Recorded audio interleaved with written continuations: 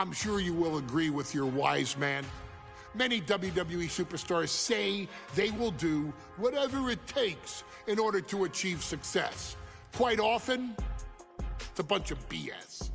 But if you're lucky, you may run into someone who is willing to look out for the group. Someone willing to make sacrifices. And for this family, there was no one better than Rikishi. After the Head Shrinkers run in WWE came to an end, Rikishi, then known as Fatu, would go on a journey of self-discovery. This journey would lead to him taking on the name Rikishi, a subtle nod to his cousin Yokozuna, as well as an opportunity to start fresh with a global audience. Well, my dad, when he became the Rikishi character, when you think about Samoan wrestlers, right, or mean, or aggressive, he made it like his own flavor, right? He had the blonde hair, still carried the aggressiveness, but I think he just wanted to add like a little flavor to it. But it became even more popular to our culture. Rikishi blitzed WWE from the jump, devastating opponents with new tricks and winning people over with his fat-ass dance moves. That Rikishi is fat, all right. P-H-A-T. And with this wave of newfound momentum came even more success, with Rikishi capturing the WWE Intercontinental Championship and displaying incredible athleticism in iconic moments like when he dove off the top of the steel cage. The year 2000 belonged to Rikishi. But little did anyone know, Rikishi held a dark secret regarding a decision he'd made not for his own benefit, but for the benefit of the family. It was at the 1999 Survivor Series that Stone Cold Steve Austin was hit by a car in the arena parking lot, forcing him from the main event later that night for the WWE Championship. For nearly a year, all of WWE was consumed with figuring out who was driving that damn car and why Austin was targeted in the first place. The verdict came in. The car was driven by Rikishi. Rikishi would stand strong. Stone Cold Steve Austin. I didn't do it for me. I did it for The Rock. What? Rikishi would lay out a years-long gripe that WWE preferred Steve Austin to The Rock, and so Rikishi had made sure that The Rock's only competition had been removed from the picture. Rikishi sacrificed his own popularity to reach this goal. The Rock thrived while Austin was on the shelf. For Rikishi, the struggle and fall was all worth it. Rikishi knew that he would eventually have to face off with the Texas Rattlesnake to answer for his sins, and he welcomed that meeting with open arms. What Rikishi was unprepared for was for WWE to stack the deck entirely, looking to make Rikishi pay for taking out their golden goose. Stone Cold Steve Austin was allowed to drive his truck directly to the ring and was generally given the freedom to do whatever the hell he wanted in the name of revenge. We are going to make things right. This time, when Rikishi and Stone Cold Steve Austin lock horns, there will be no stacking of the deck. Someone willing to give of himself so that his family, this family, can succeed, deserves better. So get in there and showcase the never say die spirit that has led this family to victory time and time and time and time and time and time again. Use whatever weapon you can get your hands on and prove to Stone Cold Steve Austin that you will do anything for the people.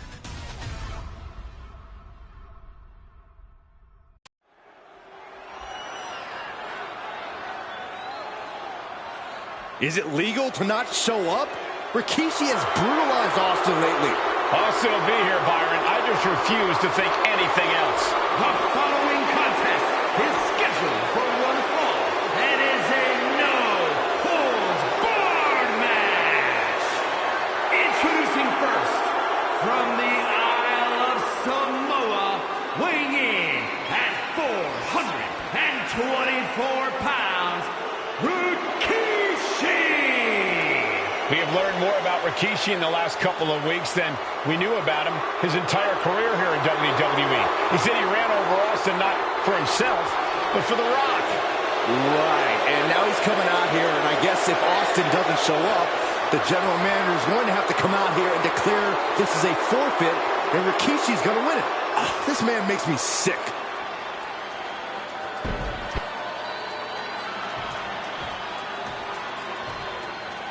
Is he here? Well, there's the Rattlesnakes music.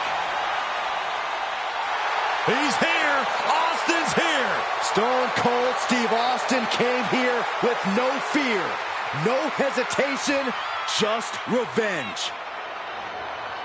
His opponent, from Victoria, Texas, weighing in at 252 pounds, Stone Cold Steve Austin fought for his life to make it back here, to make Rikishi pay. Now there is no way Rikishi can escape the Texas Rattlesnake. It's been almost a year since Austin competed in the ring. Austin is a man possessed. Rikishi feels good about running over Austin and said he'd do it again. That man is sick. Well, Rikishi made two mistakes. One, trying to end Austin's life. And two, not being man enough to finish the job. Austin's going to absolutely tee off on Rikishi. This one is going to get ugly in a hurry.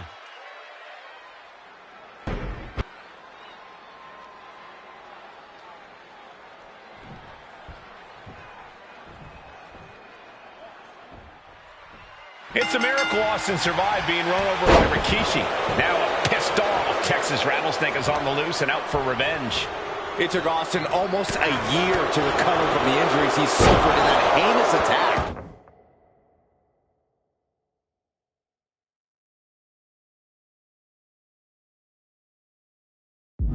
You can't blame Austin for the damage he inflicts on Rikishi tonight. Byron, a lesser man wouldn't have survived. Stone Cold promised that Rikishi's days of walking above ground are over. This is no holds barred. And looking at my monitor, it just makes me sick to my stomach watching Rikishi. This is a man who has no remorse and feels justified for running Austin down like a dog. Look, to be devil's advocate, you've got to look at Rikishi's perspective. He's proud of his Samoan lineage and saw an opportunity to give his people a leg up in the shark tank that is WWE. Are you serious, Corey? Rikishi ran over another human being. We're fortunate that it only put Austin on the shelf for 10 months instead of his whole life. It's sick that you would even condone what Rikishi did. Don't twist my words, Saxton. I'm not saying I condone Rikishi's actions. I'm just saying I understand them. Clamping down hard on the trapezius muscle. And Stone Cold can't find a way off the blocks. Rikishi with an onslaught here against Austin. Dare I say, Stone Cold could be in trouble. He fights Rikishi back. We've talked so much about motives leading into this match. In my view, Rikishi's are delusional. His family have been given equal opportunities, and they all took full advantage of them. Yeah, my blood trading back and forth blows now. Oh, scout that one. Looks like we've got ourselves a brawl here. Giving up now is not an option. They have to finish this. Though it's absolutely drained, but both refusing to give up. Rikishi finds his target with that one.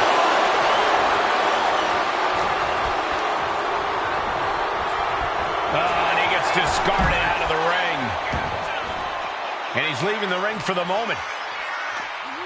Buster! And though The Rock wants nothing to do with this altercation, we have to mention the sadness Rikishi has brought to him. Rock might be innocent in this whole ordeal, but I feel that somewhere inside his soul, The Rock is happy with what Rikishi's done. The Rock is proud to have Rikishi and his family. Well, Corey, what kind of lies are you trying to spread? We've heard Rock say Rikishi deserves what Austin is going to bring him. There's no family pride in that statement. up without Austin in the picture. And that's thanks to Rikishi. Sounds more like Rikishi is trying to take credit for all The Rock's success. Corey, Austin has been out of in-ring action for nearly a year. Does any possible ring rust factor into this match? Well, maybe if this actually was a match, but this isn't about arm drags. It's not about drop kicks. This is a fight, and there is never any rust on Stone Cold when it comes to fighting.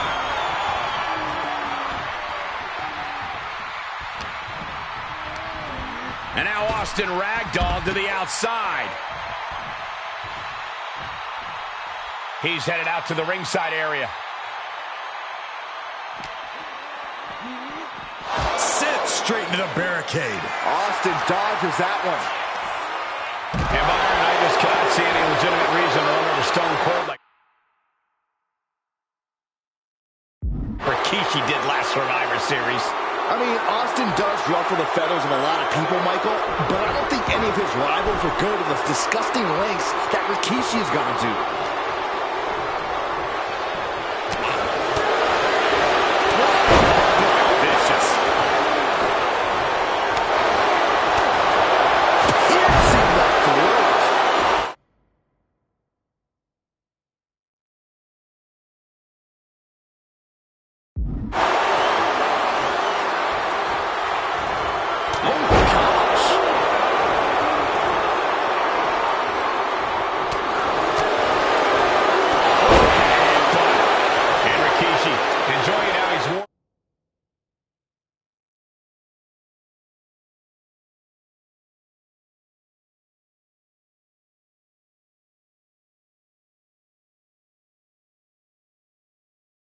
Down the rattlesnake throughout this match.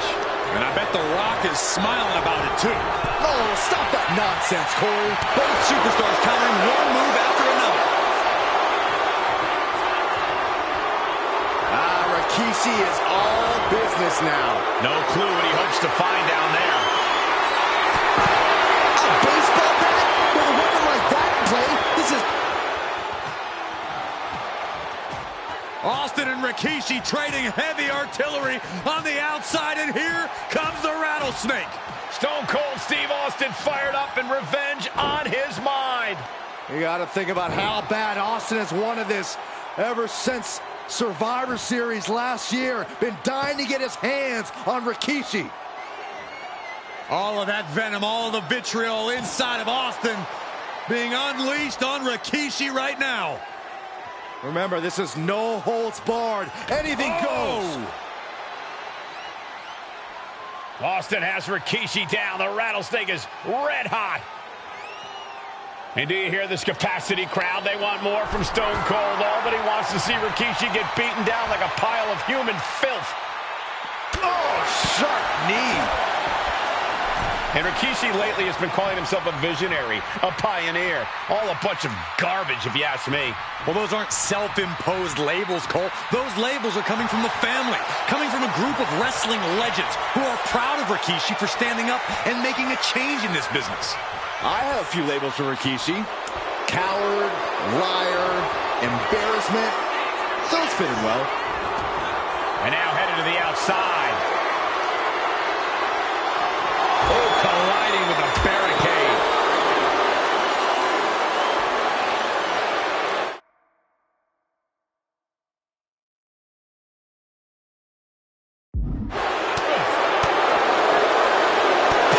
Punch. Stone Cold able to reverse that. Leg sweep. Nicely done. There has been a lot of vitriol coming from fans towards Rikishi these past few weeks, and this Albany crowd is continuing that pattern of disdain. You think Rikishi cares about the fans, though? No, not at all. He truly believes he's done something for his family, for his people. His family's respect is the only respect. This could be it. Austin with the cover.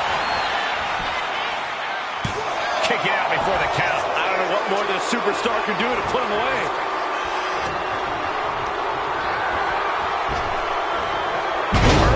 It could be all over here.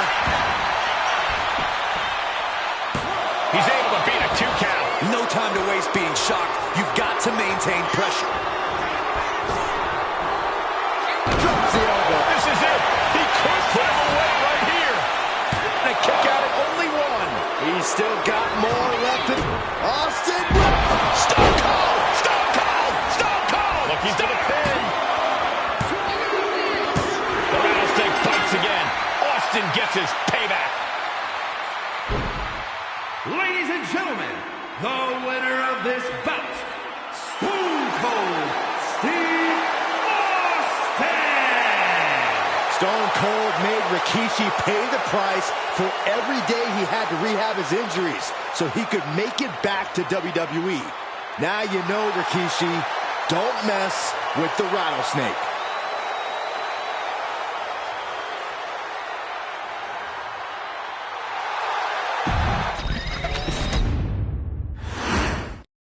We now know the sick, demented side of Rikishi. Rikishi almost cost Austin his life. Instead, he's here tonight to finish the job. Listen, Rikishi has seen members of his family be skipped over while other superstars skyrocketed to unimaginable heights. Rikishi feels it's The Rock's time, not Austin's.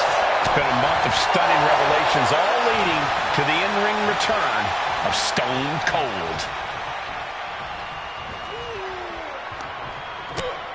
What a chop! And now tying up the leg. Straight to the knee. And though The Rock wants nothing to do with this altercation, we have to mention the sadness Rikishi has brought to him. Rock might be innocent in this whole ordeal, but I feel that somewhere inside his soul, The Rock is happy with what Rikishi's done. The Rock is proud to have Rikishi and his family. No, Corey, what kind of lies are you trying to spread? We've heard Rock say Rikishi deserves what Austin is going to bring him. There's no family pride in that statement. I'm just saying that blood is thicker than water, and it's been an easier ride for Rock without Austin in the picture. And that's thanks to Rikishi. Sounds more like Rikishi is trying to take credit for all The Rock's success.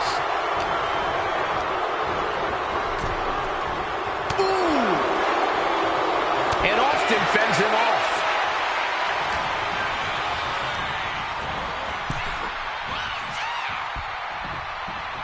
Draped across the top rope. Clubbing forearm. We've talked so much about motives leading into this match. In my view, Rikishis are delusional. His family have been given equal opportunities, and they all took full advantage of them. Yeah, my blood boils at the propaganda Rikishi's been selling. But I'll tell you about the most legitimate motive in this story, and that is payback for Stone Cold. Austin nearly had his life taken from him, and there was no greater reason to stomp the tar out of somebody than that. Oh, he slammed his face right into the barricade. Oh, choke slam.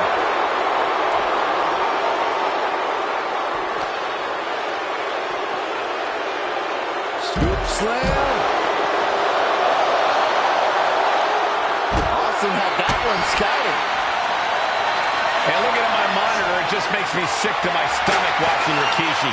This is a man who has no remorse and feels justified for running Austin down like a dog. Look, to be devil's advocate, you've got to look at Rikishi's perspective. He's proud of his Samoan lineage and saw an opportunity to give his people a leg up in the shark tank that is WWE. Are you serious, Corey? Rikishi ran over another human being. We're fortunate that it only put Austin on the show for 10 months instead of his whole life. It's sick that you would even condone what Rikishi did. Don't twist my words, Saxton. I'm not saying I condone Rikishi's action. I'm just saying I understand. This conflict is beyond disturbing. Corey, let's go into Rikishi's mind when it comes to defeating Stone Cold. Rikishi has to be prepared to endure an emotional storm like he's never felt before. The big man must recover from that and use his weight to immobilize the rattlesnake, because we know Austin will not stay down. We talk a lot about Austin being prepared for a fight. Talk about the rattlesnake preparing to make Rikishi a dead man. Well, right now it's Rikishi doing the brawling. Rikishi's disdain for Austin looks greater than even we anticipated. And Byron, I just cannot see any legitimate reason to run over Stone Cold like Rikishi did last Survivor Series. I mean, Austin does ruffle the feathers of a lot of people, Michael, but I don't think any of his rivals would go to those disgusting lengths that Rikishi's gone to.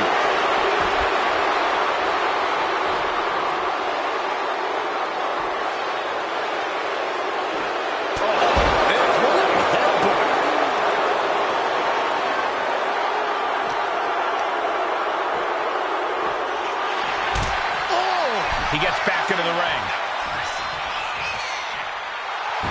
Stone.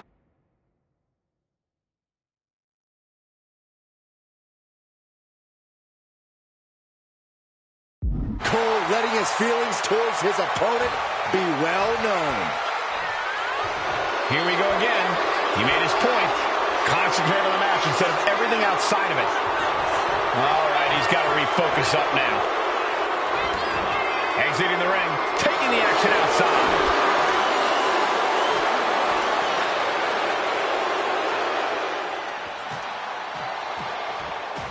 Austin and Rikishi trading heavy artillery on the outside, and here comes the rattlesnake. Stone Cold Steve Austin fired up and revenge on his mind. You got to think about how bad Austin has wanted this ever since Survivor Series last year. Been dying to get his hands on Rikishi. All of that venom, all of the vitriol inside of Austin being unleashed on Rikishi right now. Remember, this is no holds barred. Anything goes. Austin has Rikishi down. The rattlesnake is red hot. And do you hear this capacity crowd? They want more from Stone Cold. All that he wants to see Rikishi get beaten down like a pile of human filth. Scary mindset for the rattlesnake. Austin has scattered pictures of Rikishi all over his home. Said that every time he looks at Rikishi, he's looking at a dead man.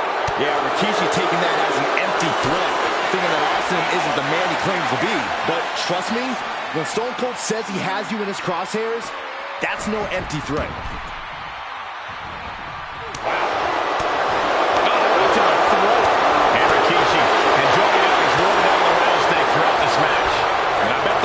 Smiling about it, too. Oh, stop that nonsense, Corey.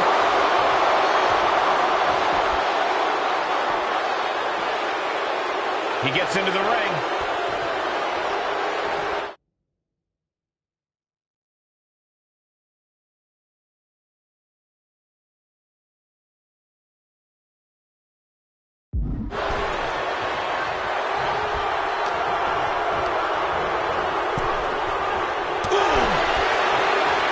Lately has been calling himself a visionary, a pioneer, all a bunch of garbage if you ask me.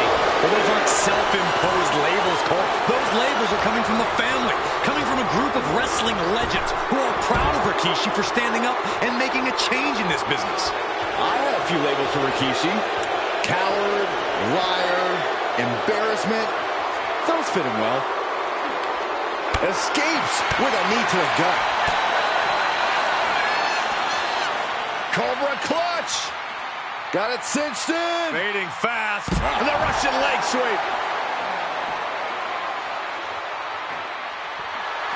Good night. Knew that was coming there.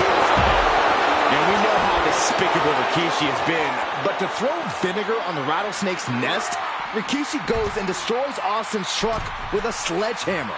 Well, hell hath no fury like a man who has his car tampered with. It's just extra motivation for every fist Austin lands in this fight.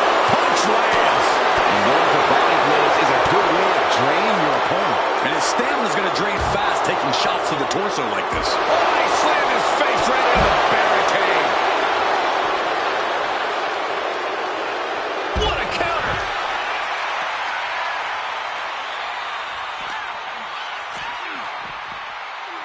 Back into the ring here.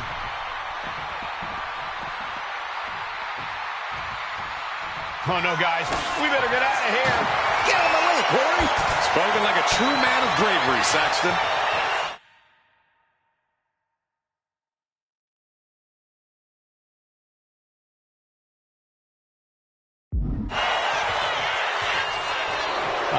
Will he get on with it already? This is a fight.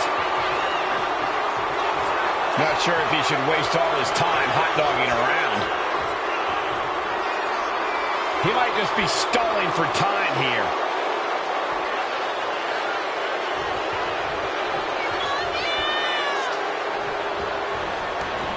Heads outside the ring. And no countouts means he can take his time. Thunderous power slam. There's been a lot of vitriol coming from fans towards Rikishi these past few weeks. and this Albany crowd is continuing that pattern of disdain. You think Rikishi cares about the fans, though? No, not at all. He truly believes he's done something for his family, for his people. His family's respect is the only respect he's desperate for.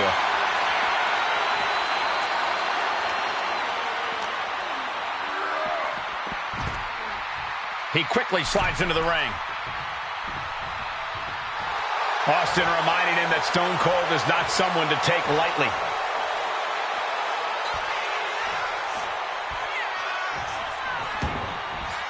He's making his way to ringside now. Oh, Fez press and then dropping bombs. This match is just evolving right before our very eyes.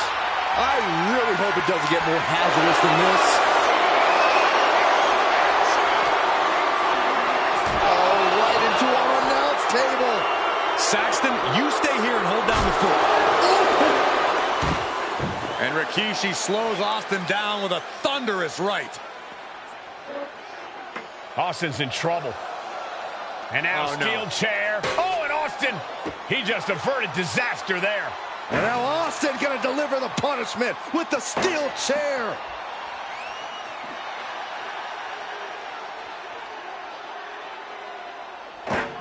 A relentless Texas rattlesnake beating the brakes off of Rikishi with a steel chair. And again, thunderous blows by Austin. Down goes Rikishi. Austin beating the hell out of him. I know Austin has good reason to be doing all this, but he could be taking it too far at this point. I don't think the rattlesnake is taking it far enough, Corey. Austin wants to put Rikishi's life in danger, just like Rikishi did to him. These are dangerous attacks on their own, but now the damage is exponentially multiplied. And now gets tossed into the ring. Headed up to the top turnbuckle. From the top, double axe handle connects. Shoulders down. Does he have it? And only gets a 1 count. All the punishment he's taken, and yet he... Austin! Stop! Shoulders are down. Is this the end? Somehow he kicked out. I thought that was game over. Pure gut.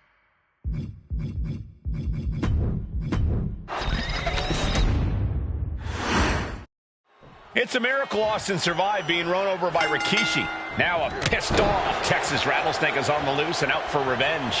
It took Austin almost a year to recover from the injuries he suffered in that heinous attack. You can't blame Austin for the damage he inflicts on Rikishi tonight. Byron, a lesser man wouldn't have survived. Stone Cold promised that Rikishi's days of walking above ground are over. This is no holds barred. Face first off the barricade. We've talked so much about motives leading into this match. In my view, Rikishi's are delusional. His family have been given equal opportunities, and they all took full advantage of them. Yeah, my blood boils at the propaganda Rikishi's been selling. But I'll tell you about the most legitimate motive in this story, and that is payback for Stone Cold. Austin nearly had his life taken from him, and there is no greater reason to stomp the tar out of somebody than that. Boom! Gets out of the way of that one. Caught with a DDT.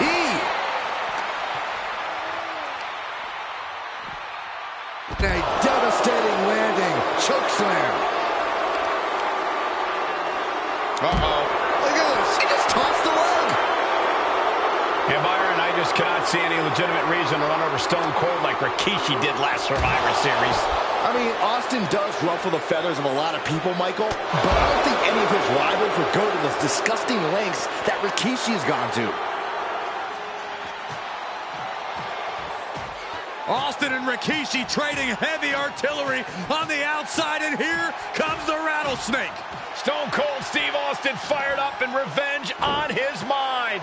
You got to think about how bad Austin has wanted this ever since Survivor Series last year. Been dying to get his hands on Rikishi.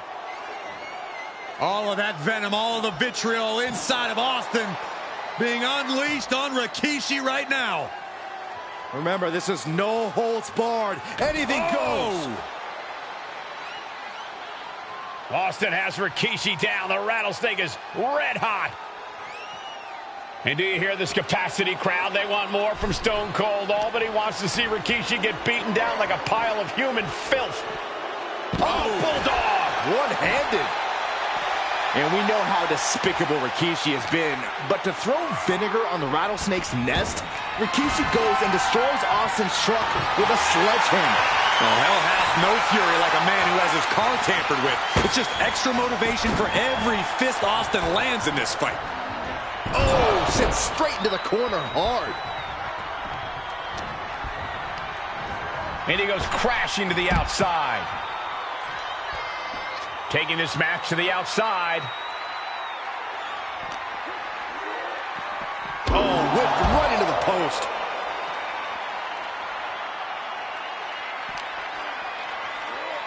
Driven into the barricade. Oh, they slammed his face right into the barricade. And Rikishi lately has been calling himself a visionary, a pioneer. All a bunch of garbage, if you ask me. Well, those aren't self-imposed labels, Cole. Those labels are coming from the family, coming from a group of wrestling legends who are proud of Rikishi for standing up and making a change in this business. I have a few labels for Rikishi. Coward, liar, embarrassment. Those fit him well. He's leaving the ring now. No countouts to worry about. Dominating shoulder tackle. This fight seems to be heading in our direction. Be ready to evacuate, gentlemen. Rikishi finds his target with that one. Austin wards the attack off. DDT! There's been a lot of vitriol coming from fans towards Rikishi these past few weeks, and this Albany crowd is continuing that pattern of disdain.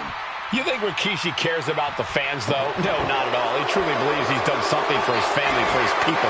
His family's respect is the only respect he's desperate for. Corey, this situation is so far beyond rational thinking. It's so personal.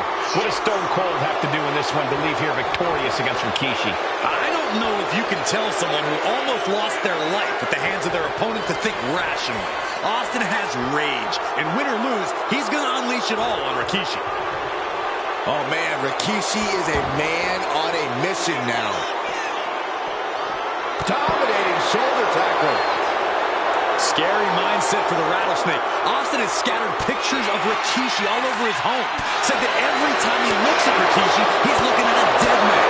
Yeah, Rikishi taking that as an empty threat, thinking that Austin isn't the man he claims to be. But trust me, when Stone Cold says he has you in his crosshairs, that's no empty threat. And Rikishi enjoying how he's worn down the Rattlesnake throughout this match. And I bet The Rock is smiling about it, too. Oh, stop that nonsense.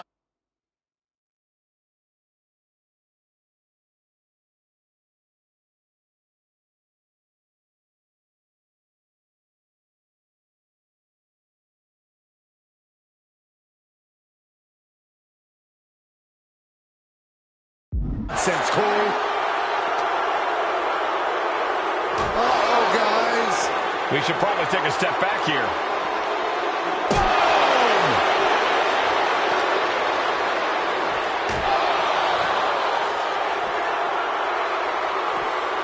Oh, my gosh, what impact. Scooped up. Here it comes. Rikishi. Driver. Rikishi got all of it. Clearing off the announce table. This can't be good. Nothing but bad intentions in mind, I'm sure.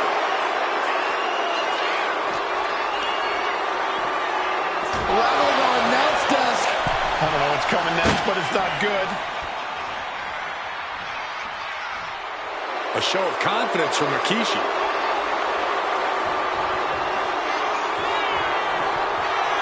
Okay, he should really focus on the match now. We get the point. Taking this thing out onto the floor now. Dominating shoulder tackle.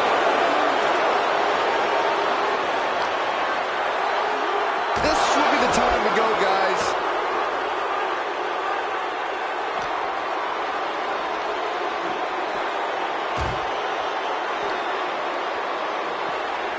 Oh, strong impact.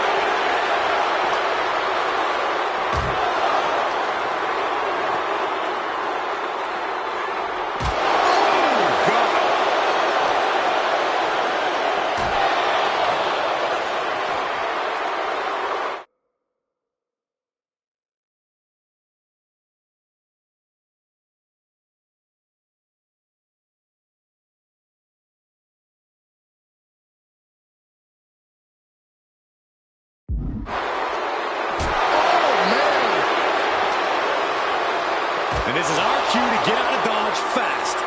You don't have to tell me twice. Oh, man.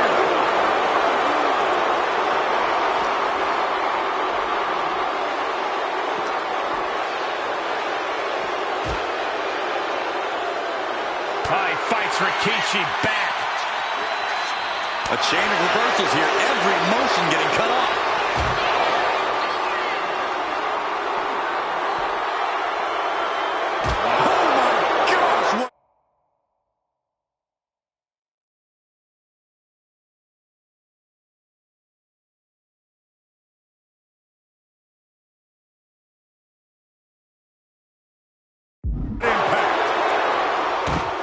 And Rikishi slows Austin down with a thunderous right.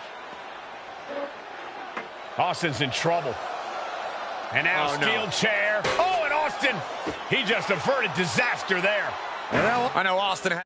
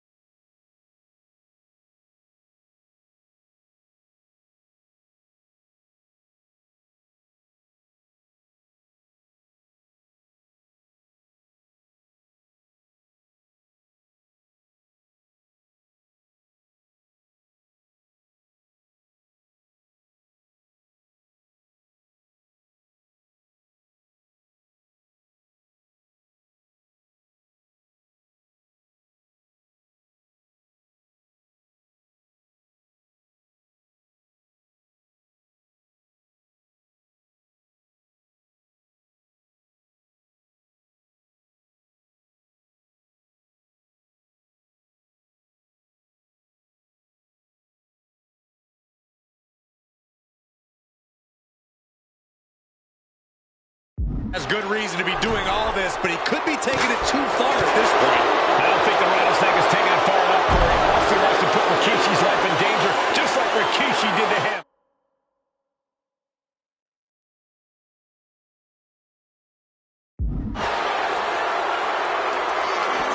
Rikishi hoisting up his opponent. Rikishi driver. Will that keep the Rattlesnake down?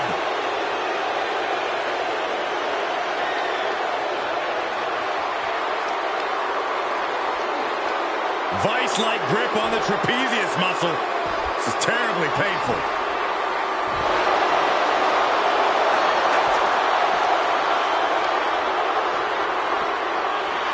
Looks like he's coming back in.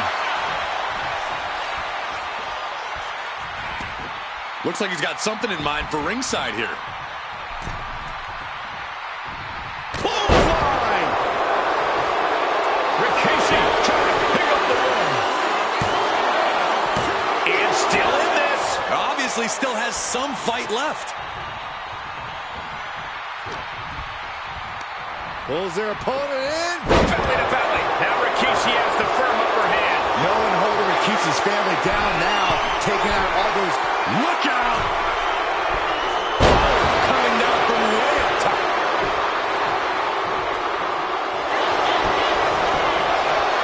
How are they going to get away with this? Oh, this is bull. And he fights it off. Almost inhuman at this point. Oh, man. He's got him here. He's got him up. And sidewalk slam.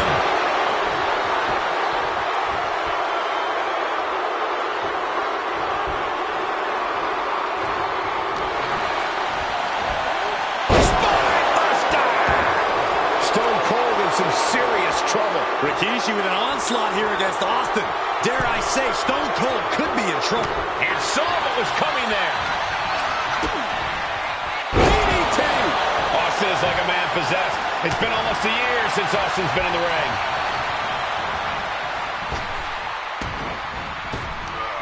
Counters to gain the advantage. Shot slam! Landed. Steve Austin's down. Could this be the end? No! 2 count! Getting dangerously close to ending it all there.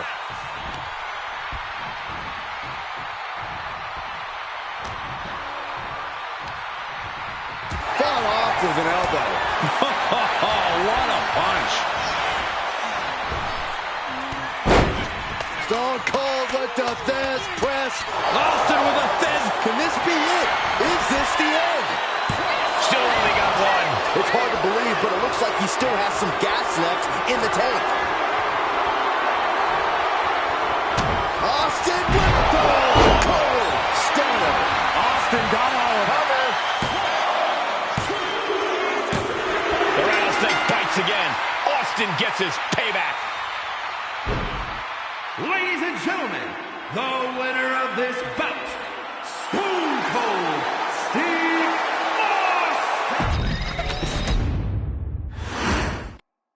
It's a miracle Austin survived being run over by Rikishi. Now a pissed off Texas Rattlesnake is on the loose and out for revenge. It took Austin almost a year to recover from the injuries he suffered in that heinous attack. You can't blame Austin for the damage he inflicts on Rikishi tonight. Byron, a lesser man wouldn't have survived. Stone Cold promised that Rikishi's days of walking above ground are over. This is no holds barred. Rikishi, top turnbuckle. Watch out. Good Lord. Taking flight. Took a leap of faith and connected perfectly. This could be just what they needed. Nice counter by Austin. And Byron, I just cannot see any legitimate reason to run over Stone Cold like Rikishi did last Survivor Series.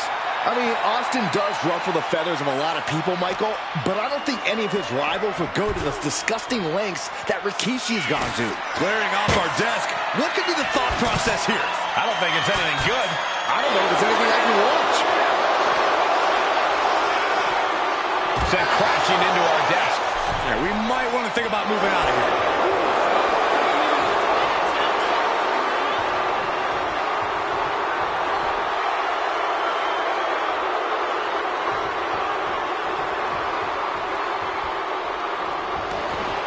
Rikishi is all business. business now. Oh, saw it coming and got an elbow for their trouble. And looking at my monitor, it just makes me sick to my stomach watching Rikishi. This is a man who has no remorse and feels justified for running Austin down like a dog. Look, to be devil's advocate, you've got to look at Rikishi's perspective. He's proud of his Samoan lineage and saw an opportunity to give his people a leg up in the shark tank that is WWE. Oh, are you serious, Corey? Rikishi ran over another human being. We're forcing that only put Austin on the shelf for 10 months instead of his whole life. It's sick that you would even condone what Rikishi did. Don't twist my words, Saxton. I'm not saying I condone Rikishi's actions. I'm just saying I understand them. Delivered into the barricade. Oh, he slammed his face right into the barricade. And though The Rock wants nothing to do with this altercation, we have to mention the sadness Rikishi has brought to him. Rock might be innocent in this whole ordeal, but I feel that somewhere inside his soul, The Rock is happy with what Rikishi's done. The Rock is proud to have Rikishi and his family. No, Corey, what kind of lies are you trying to spread? We've heard Rock say Rikishi deserves what Austin is going to bring him. There's no family pride in that statement. I'm just saying that blood is thicker than water, and it's been an easier ride for Rock without Austin in the picture. And that's thanks to Rikishi. Sounds more like Rikishi is trying to take credit for all The Rock's success. This conflict is beyond disturbing. Corey, let's go into Rikishi's mind when it comes to defeating Stone Cold. Rikishi has to be prepared to endure an emotional storm like he's never felt before. The big man must recover from that and use his weight to immobilize the Rattlesnake, because we know Austin will not stay down. Boom! Step ahead there.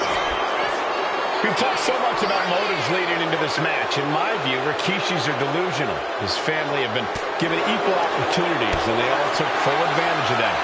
Yeah, my blood boils at the propaganda Rikishi's been selling. But I tell you...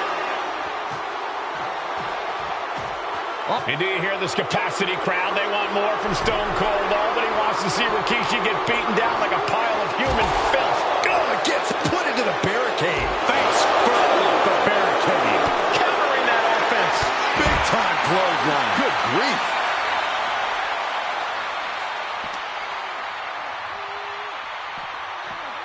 Whip back into the ring. Oh, right across the solar plexus. Scary mindset for the Rattlesnake. Austin has scattered pictures of Rikishi all over his home. Said that every time he looks at Rikishi, he's looking at a dead man. Yeah, Rikishi taking that as an empty threat, thinking that Austin isn't the man he claims to be. But trust me, when Stone Cold says he has you in his crosshairs, that's no empty threat. Chucked right out of the ring. Taken to the floor, and he's got no worries about the count. Closed fist connects. Action now spilled to the ringside area in front of us here. Scared away there. Unpacks a well-placed punch. Oh, God. And Rikishi enjoying how he's worn down the Rattlesnake throughout this match. And I bet The Rock is smiling about it, too. Oh, stop that nonsense, Corey.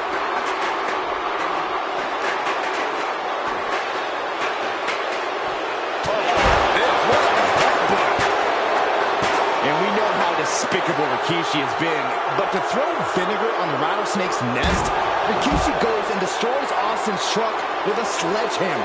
Well, hell hath no fury like a man who has his car tampered with.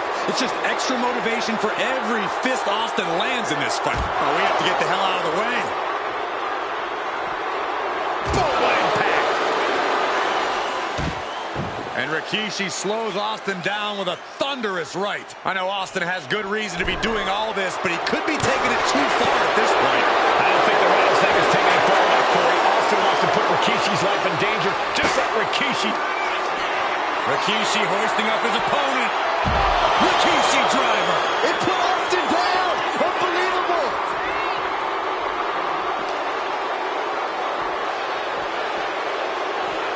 And he throws the opposition back into the ring.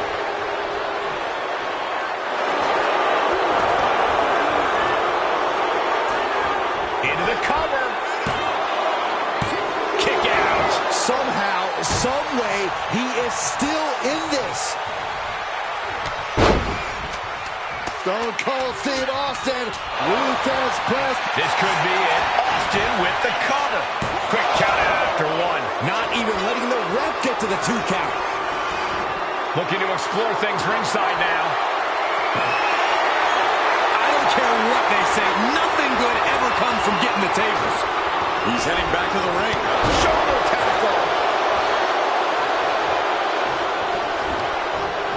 Stopped them in their tracks with a kick to the gut. Lots of counters from each athlete. Huge clothesline delivered. Quick thinking, managing to duck out of the way, delivers a nice back body drop. Looking. Oh, a jarring spine buster. And his core might be a bigger target now. Scooped up, here it comes. Rikishi driver. Rikishi may have put the exclamation on this one. 2. No, he beats the count. Unbelievable tenacity on display from Stone Cold. Austin simply refuses to quit. And there needs to be a refocus now. That was the moment that could have ended things. A moment that's being replayed in their heads right now. Big time power slam. Shoulder down. Is this it? Rikishi summoned the fangs, the rattlesnake. Damn it. The winner of this bout, Rikishi! This is not what many of us expected to see. We wanted to see retribution, but Rikishi was too much of a monster for Stone Cold tonight. The vitriol that consumed Rikishi powered him to finish the job and leave a battered Austin in his rear-view mirror.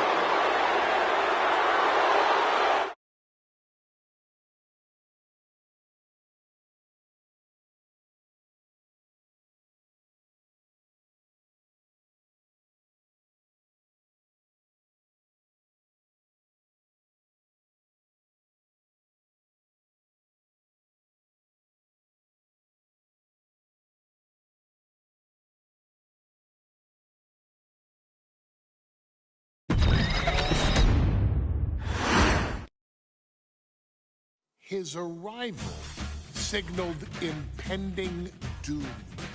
His very presence was enough to intimidate even the bravest WWE competitor. His name itself simply meant the end. And if you found yourself standing across the ring from Umaga, you were most certainly coming to the end of your own road.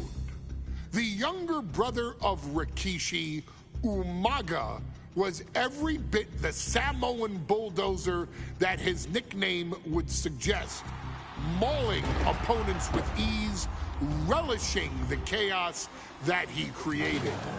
A menace to the entire roster, an unrepentant badass, Umaga tortured his prey with high-impact collisions before ultimately sealing their fate with his vaunted Samoan spike, a vicious move used today by Solo Sikoa.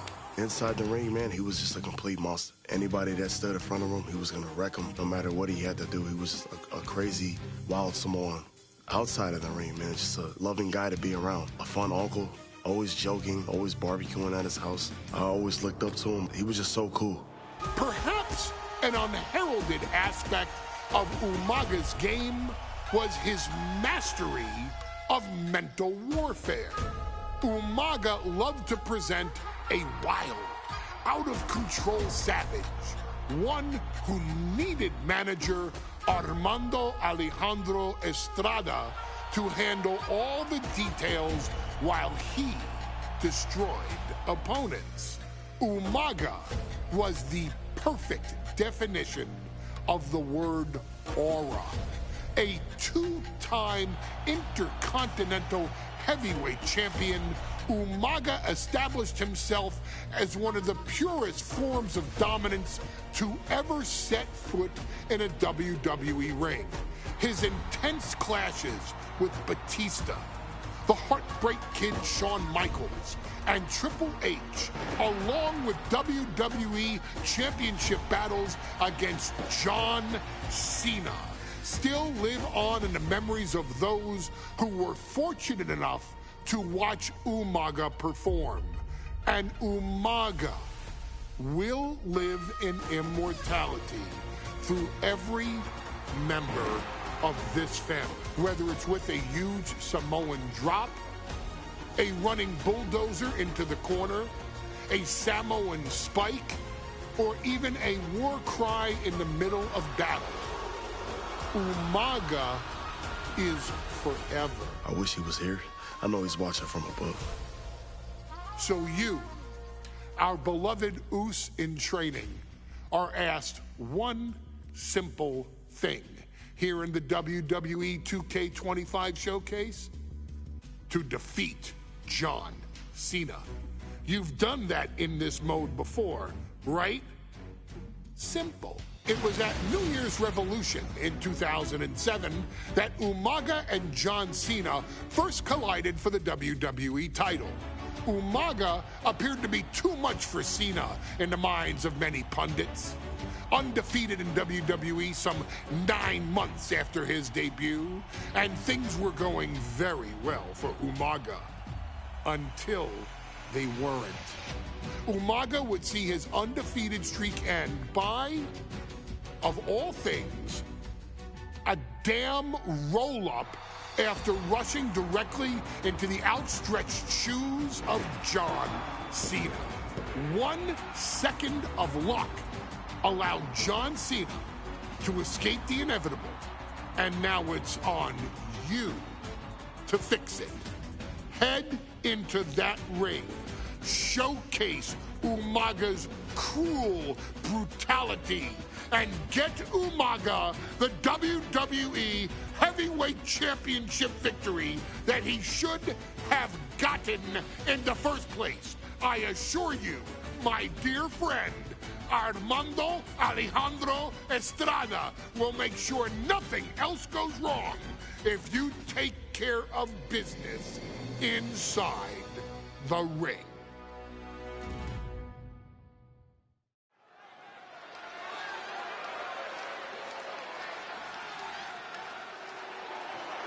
Well, ladies and gentlemen, here he is. He can be the next WWE champion, the near 400-pound Umaga. A man that since debuting right after WrestleMania 9 months ago has remained undefeated. And Umaga has been in the ring, Byron, with the best of WWE. This man looks, moves, and sounds like a movie monster. Except Umaga is for real. He is a Samoan bulldozer, an 18-wheel version with a mean streak. Big, athletic, strong, and probably going to outweigh John Cena by well over 100 pounds. Since 1963, the WWE title has only changed hands twice here in Kansas City. That's twice in the last 47 years. But Umaga is a scary human being, and he can easily change that trend right here tonight.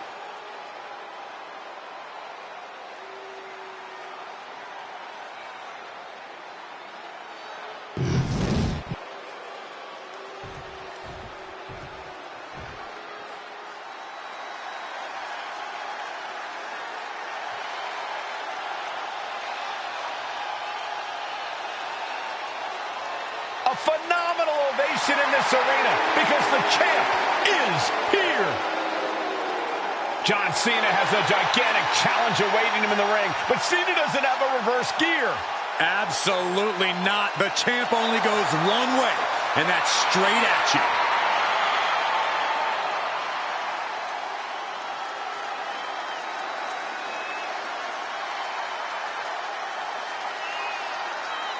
John Cena, a 3-time WWE champion, the handler of Umaga, Armando Estrada, trying to control this undefeated challenger.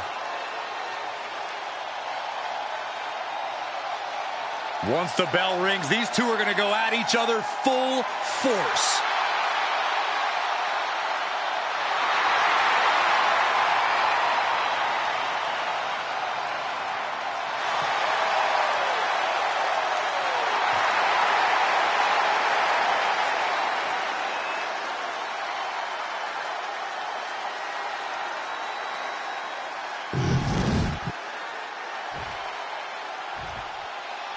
The following contest is scheduled for one fall, and it is for the WWE Championship. Introducing first, the challenger from the Isle of Samoa, weighing in at 353 pounds, Umaga!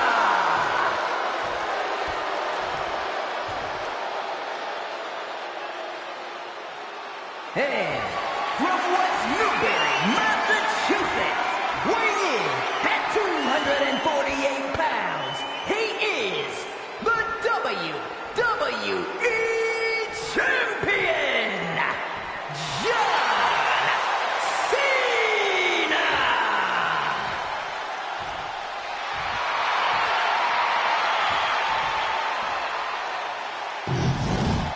Undoubtedly the top title in this company.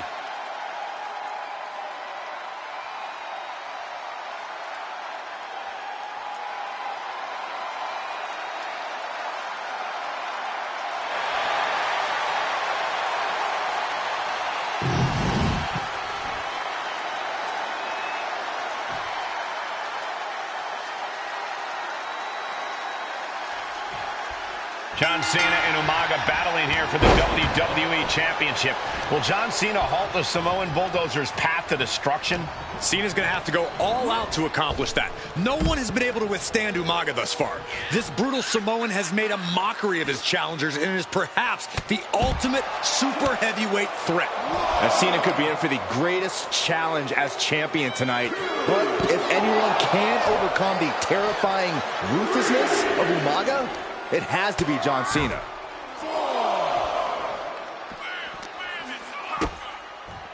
Cena going low. Look at, wow, sunset flip powerbomb. Cena tonight attempting to do something no one else has been able to do. Be it HBK, Triple H, Kane, the list goes on and on. No one has been able to beat Umaga. And they're going shot for shot, blow for blow. Oof. Back and forth, neither one giving up any ground. Looks like a hockey fight's just broken out. Boom. WWE Universe appreciating these athletes going all out. Each exchange just sapping the energy from these two. What impressive determination from both competitors, keeping at each other no matter what. The willpower, the sheer guts of it. Listen to this crowd driving these competitors to leave everything out in the ring. Looks like we know who won that exchange.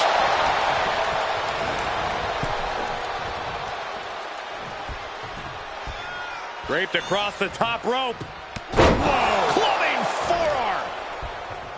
Umaga is truly a specimen to marvel at, Corey, and his handler, Armando Alejandro Estrada, knows he has a thoroughbred on his hands. There's a difference between thoroughbreds and Umaga, though, Cole. Thoroughbreds can be tamed. Umaga cannot. Estrada can only serve as a mouthpiece for Umaga. He can only help direct Umaga's blind brutality. I think even Estrada knows no one can control the Samoan Bulldozer. No question John Cena has his work cut out for him taking on Umaga, who's been aptly named the Samoan Bulldozer for his relentless offense. Yeah, and while Umaga may not be as refined and takeoff. Don't know if the ref is loud enough, but this is getting close. Cena's getting dominated. Cena has no response for Umaga's savage and brutal offense. And he comes in under the ropes now. He beats the count. Barely.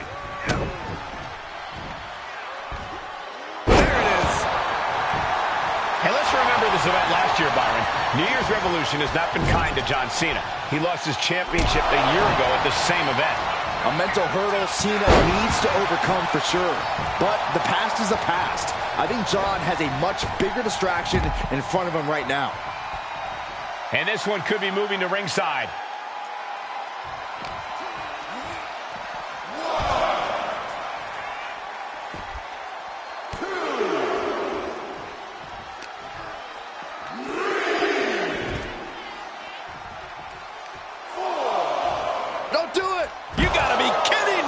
Pinpoint precision, right on target. 5 seconds. He doesn't have much time to get back in the ring. Such a unique situation for the champion John Cena tonight. This could be the first time in Cena's career that he comes in as an underdog champion. And that's a credit to the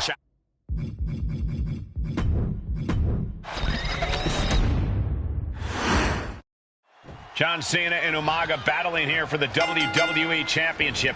Will John Cena halt the Samoan Bulldozer's path to destruction? Cena's going to have to go all out to accomplish that. No one has been able to withstand Umaga thus far. This brutal Samoan has made a mockery of his challengers and is perhaps the ultimate super heavyweight threat. Now, Cena could be in for the greatest challenge as champion tonight. But if anyone can overcome the terrifying ruthlessness of Umaga, it has to be John Cena. Clubbing forearm. Such a unique situation for the champion John Cena tonight. This could be the first time in Cena's career that he comes in as an underdog champion.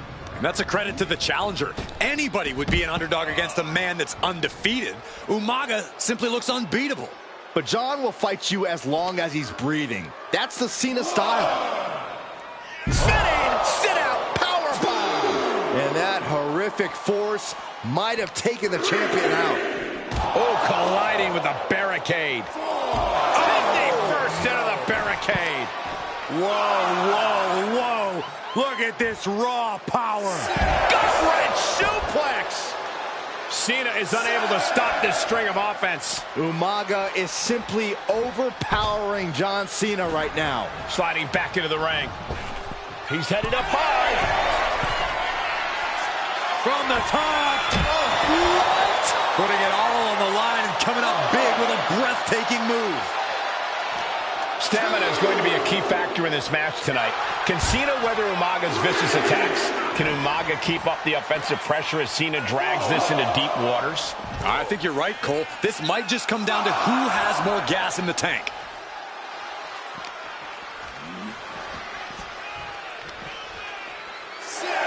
Headbutt to the back of the neck. Oh, what a chancery. And let's remember this event last year, Byron. From the top, through the air, it connects. I can't believe what we just saw. I can't believe that didn't miss.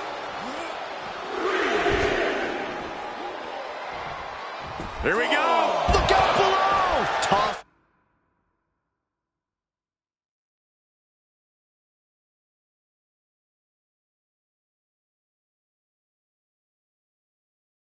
Caution out the window, and it paid off. Adrenaline is through the roof now. Time for him to get back in the ring. No one wants a count out here.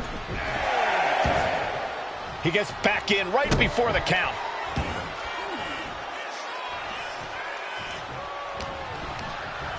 Over the top and lands awkwardly outside.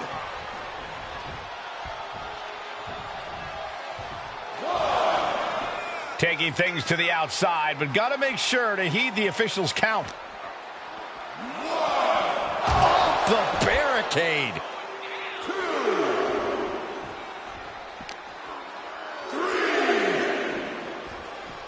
3. Ooh. 4. And he re-enters into the ring. 5. He's got to mind the count-out rules as he heads ringside. 2. And you just see Cena's legs bend awkwardly off the steel.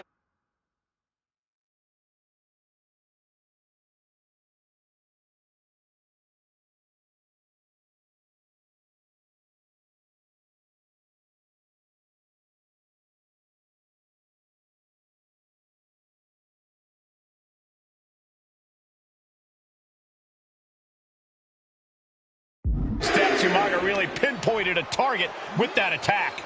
I don't know if it was strategic on the part of Umaga or just a result of his rampage, but either way, taking out Cena's foundation is going to sway the power advantage into Umaga's favor now. Got to act fast to beat the count. The seconds are ticking away. A rare position for Cena in this fight. We can't often say that John's overpowered in a matchup, but this 360-plus-pound Samoan bulldozer is more than a formidable opponent. Listen, sometimes when there's a fight, you're not... Double leg takedown, got the shoulders down. Has the champ pinned. Is this it? Hold on. He stops the count.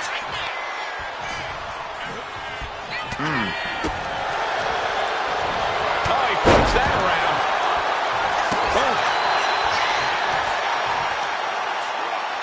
Oh, get whipped.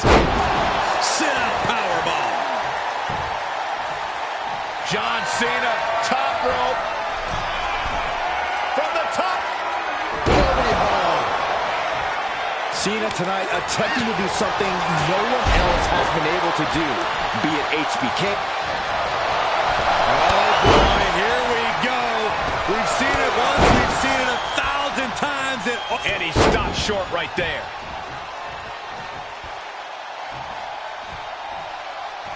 And Umaga wants more out of his opponent. Oof. The champ with the pin. The challenger fending off the 2 count. There is no quit in this man tonight. Strike.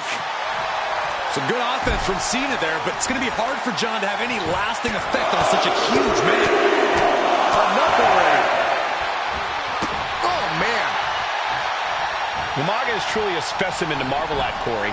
And his handler, Armando Alejandro Estrada, knows he has a thoroughbred on his hands.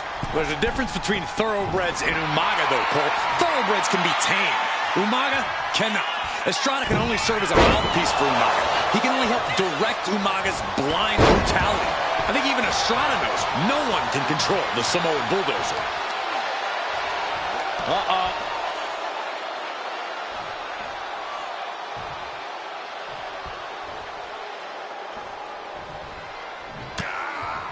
Nice counter by Cena.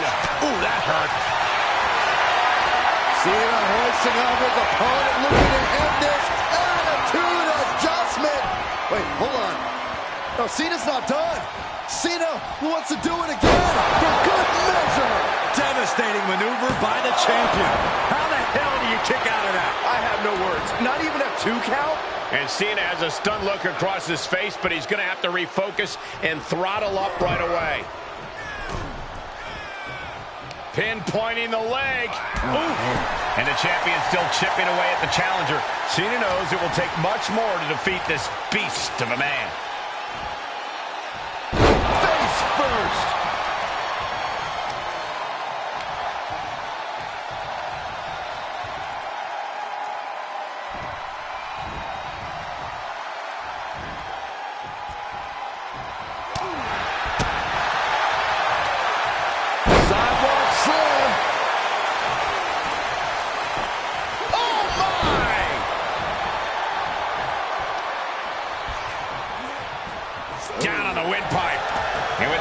Umaga has been delivering. You have to think about internal injuries mounting on Cena now. That's using your head.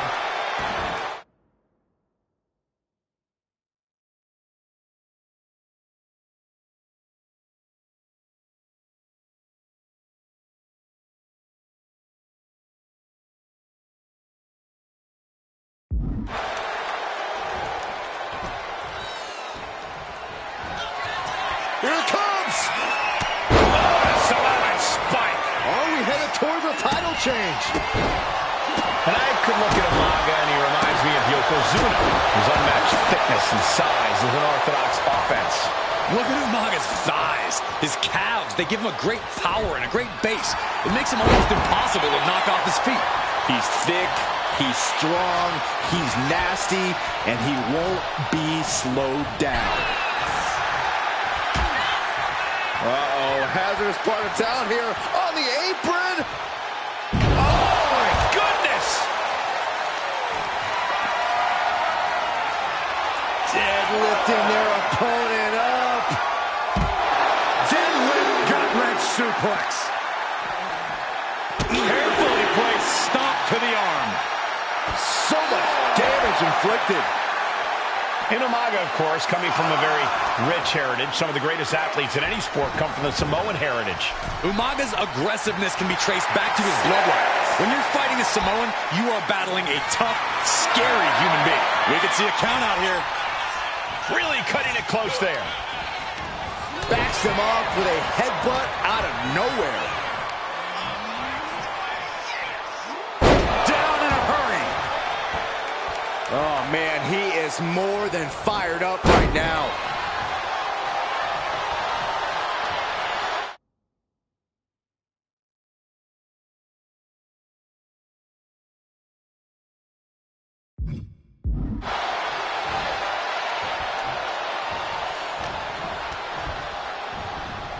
Placed him in the corner here. Oh, with authority! Alley-oop! Oh boy, Byron, it's time for your favorite thing. I'm ready, corner you. Are you ready for the five-knuckle shuffle? Five-knuckle shuffle! John Cena is pulling out all the stops, trying to keep Umaga down. Cena hoisting them up from behind into position. Attitude adjustment. Consider your title dreams dashed after that. 2 count. Oh, he was almost finished. Simply refusing to let this opportunity slip away. And who knows if there'll be another shot, yet you can't give up now. And Cena is no stranger to big match moments, but he clearly thought that would be all she wrote. 2 powerhouses, a championship on the line. We knew this would be a battle. Umaga and Cena aren't giving up any ground here. Soaring. Oh, man, he landed rough there. Ooh, into the turnbuckle. Down to the mat.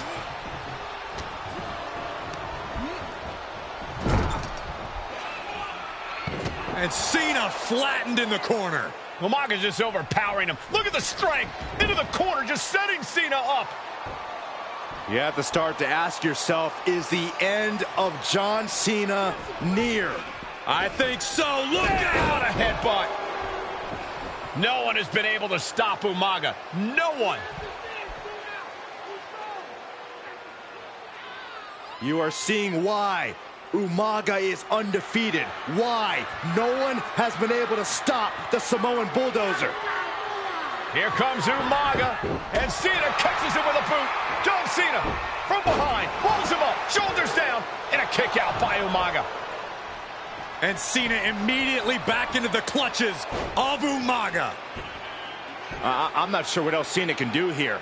I'm not sure John Cena knows how to stop Umaga. And Corey, you know there's no force equal to being on the receiving end of a headbutt from Umaga. It's in Umaga's DNA. Generations have perfected the art of using their own skull as a weapon that could stop an elephant. Brutal attack from Umaga. He smells Cena's blood in the water.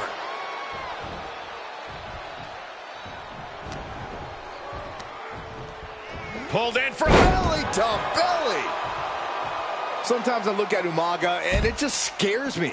I think he forgets that he's even in a championship match. Estrada is very aware of it, but Umaga sometimes looks oblivious to what's going on, other than the fact that he knows he's supposed to hurt his opponent. Having no conscience is what has set Umaga apart. When he gets confused and the bloodthirst takes over, that's where Estrada becomes useful by directing Umaga back to the ultimate goal. I think Umaga just... Here it comes! Samoan spike! The challenger might have what it takes to win this. And a kick out. No one saw that coming. Guys, I thought we were getting a new champion there. Well, we might see a new champ here tonight. Don't put the cart rearing way back. Samoan spike. It just got as bad as it could for the champ. New champion. An undefeated champion. Here is your winner, and the new WWE Champion, Umaga! This proves it. Truly no one can withstand Umaga. The Samoan Bulldozer has wrecked his way straight to the WWE Championship. Cena's title reign is over. An incredibly impressive showing from Umaga tonight, absolutely leveling John Cena in a savage display of dominance. Will Cena come looking for a rematch? Only time will tell. But for now, this is Umaga's moment. he is your WWE Champion.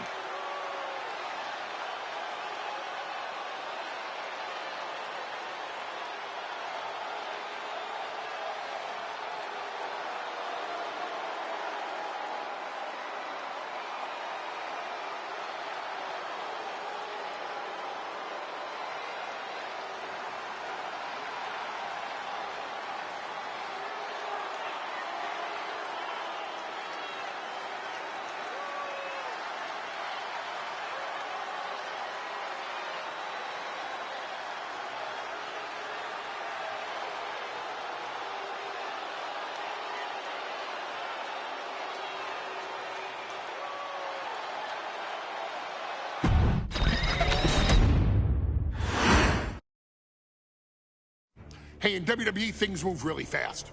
If you aren't present in the moment, it can feel like a year goes by in only 2 or 3 minutes. That's why you always have to make time to make sure that you check. Hold on.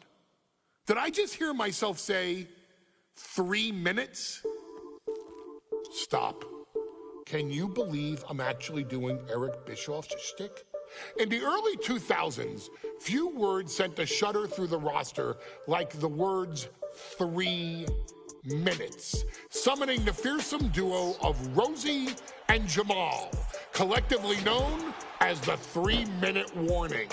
Initially hired by the aforementioned Raw general manager Eric Bischoff to interrupt anything he didn't find to be entertaining. You're just not entertaining me. 3 minutes are just about up.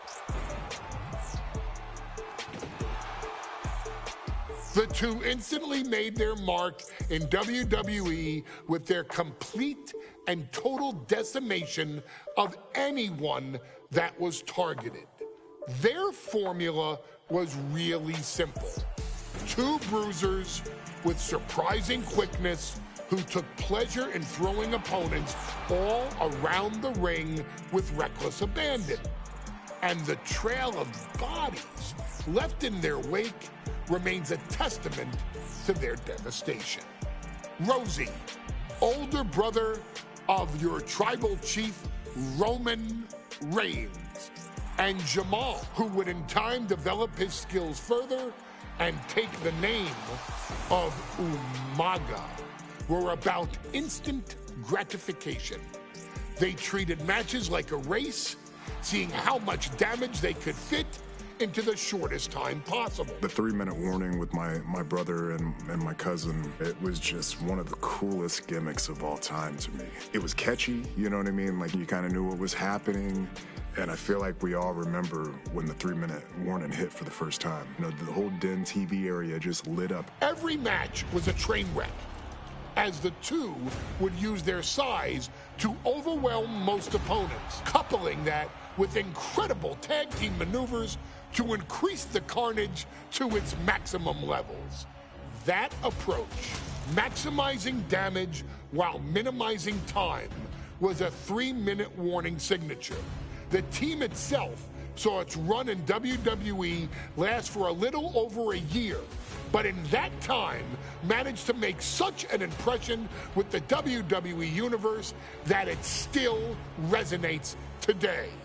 They are proof of the impact anyone can make if they capitalize on their opportunities, as 3-minute warning did every single time. It was a short-lived gimmick, but it was a really cool gimmick, and I just think it shows the versatility of, hey, if you need us to go out there and tell you a Broadway story, I'll cover 2 hours if you like. But if you need us to come out in 3 minutes to make an impact, we can do that too. But you gotta be really good to be thrown in there with the very, very best in the industry. I'm getting all pumped and proud, you know, for my brother and my cousin right now, just thinking about it. Here in the WWE 2K25 showcase, we have selected another team that embodies the same mindset in Akam and Razor, the AOP. Similar to Jamal and Rosie, these two look to inflict the most pain in the most efficient manner. Like 3-minute warning, AOP happily dispatches when summoned. Like 3-minute warning, AOP features 2 Goliaths who will hurl your body from pillar to post before finally bringing it all to a most painful conclusion. It's up to you in this Extreme Rules contest to beat the AOP to the punch and showcase the Wrecking Crew approach that made 3-Minute Warning the premier bruiser squad in all of WWE. And don't worry, we will give you more than 3 minutes to make that fact perfectly clear. As a matter of fact, take your time and enjoy dishing out the punishment.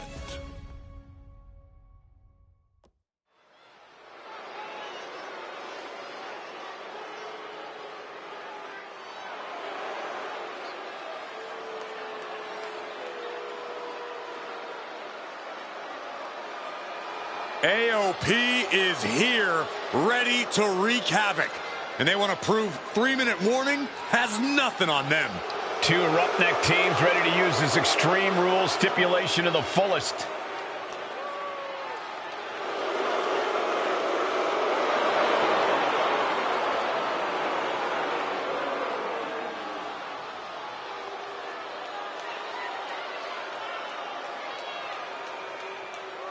The following contest is a tag team Extreme Rules match and accompanied by Paul Ellering at a combined weight of 620 pounds.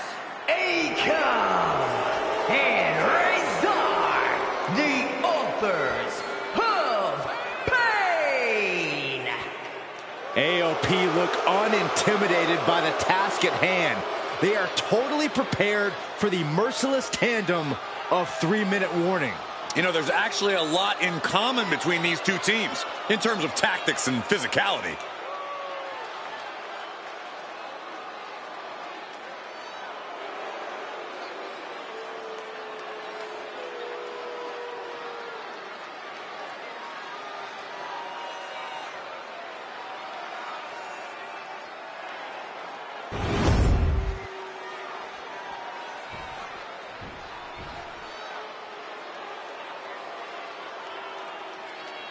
And guys, the authors of pain now have 3 minutes. And at a combined weight of 770 pounds, Rosie and Jamal. 3-Minute Warning. Authors of Pain versus 3-Minute Warning is a recipe for brutality and ruthless carnage. And that's in a regular match, Cole. This is Extreme Rules. These two hit squads are going to tear each other apart. 3-Minute Warning made a career out of demolishing anyone who got in their way. Why would AOP be any different? Because that's exactly what AOP does too. They play the same game as 3-Minute Warning. We got 3-Minute Warning and the Authors of Pain clashing tonight in what should be a harrowing Extreme Rules match. Considering the teams involved here, it comes as no surprise that we have medical teams standing by backstage. Yeah, these are two of the most merciless and physical teams we've ever seen. Lasting bodily harm isn't just highly probable in this match, it's essentially guaranteed. Well, I, for one, can't wait to see what these teams do with the rules thrown out the window. They're free to be as creative as they want in their pursuit of absolutely annihilating one another. Oh, and a backbreaker! Right to the spine. Pay special attention to Rosie in this matchup. 6'5", 375 pounds. The man can run a 40-yard dash in 4.8 seconds. This guy is a pure athlete. Rosie played high school football with a leg to the sky. Oh, crash and burn. Spinebuster! And he's pulled the ring apron up, looking under there for something. He's got the table, and I can only imagine what he's thinking of doing with it. The clubbing forearm. Put into the corner. What could be next? Elbow after elbow after elbow. Beat down in the corner. And with an onslaught of strikes like that, it's clear they have nothing but punishment on their mind. Many would call the AOP and 3-minute warning equally brutal. How can one of these teams get the edge in this head-to-head contest? And now he's looking to lock in this submission. Man, Rosie and Jamal. Escape and a takedown. Overhead suplex. And you can see the effects of that on Rezar's face now. Oh, hard shot right into the post.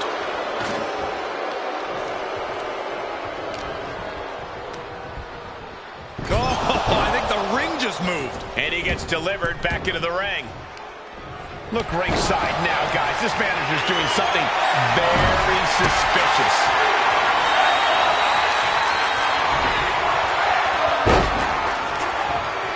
Vicious right forearm.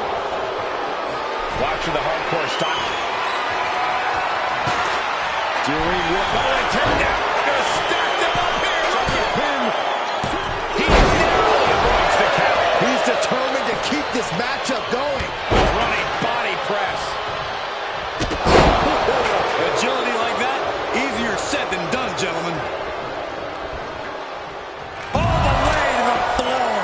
Despite his toughness, Jamal actually looked pretty bothered by that one. And Rosie gets warded off. Oh, what a right. Man, that's some attitude behind it. Oh, and back to the elbow. Scoop slam from behind. Inverted scoop slam. Ah, what a smash. That was just insulting. Just look at the size of all these superstars. The ring had to be reinforced before this match. Over 1,300 combined pounds colliding. These men are so big and so thick, it's a challenge to wrap your arms around them. It's really just best to find weapons and whack away. Yeah, and there's plenty of weapons to choose from tonight. They'll take things into the ring. Flying. Oh, he paid for that high risk. Big forearm.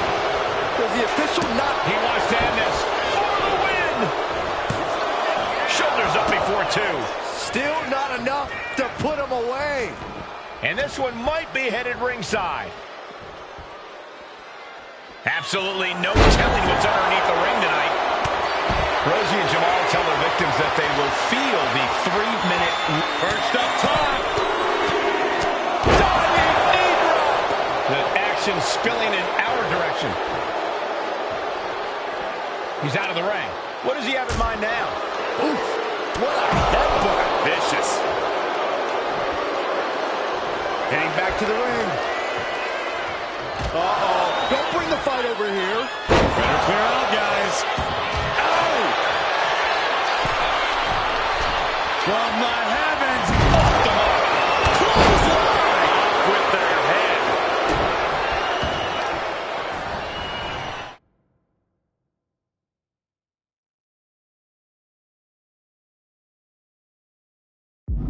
Oh, man. Right to the arm. Hyperextend your elbow. Dropped him with a big shoulder tackle. And Rosie's able to be tamed at the moment. Yeah, Aiken looked confident going on the attack. Oh, boy, come on, not the chair. That's a free fall. Rosie needs to get his... Pump handle locked in. Death Valley driver. That's it. 3-minute warning are done. He gets the kick out after the one. Surprised to not even get a 2 count at this point. We knew this would be a grueling and punishing match, but AOP and 3-minute warning are exceeding all expectations. Into it, Sherman. All focus bent on putting an end to Jamal here. Head attempt by Aiken. AOP grabs the victory.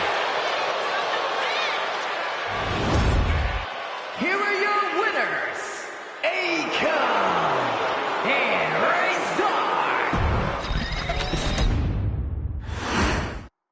We got 3-minute warning and the authors of pain clashing tonight in what should be a harrowing Extreme Rules match. Considering the teams involved here, it comes as no surprise that we have medical teams standing by backstage. Yeah, these are two of the most merciless and physical teams we've ever seen.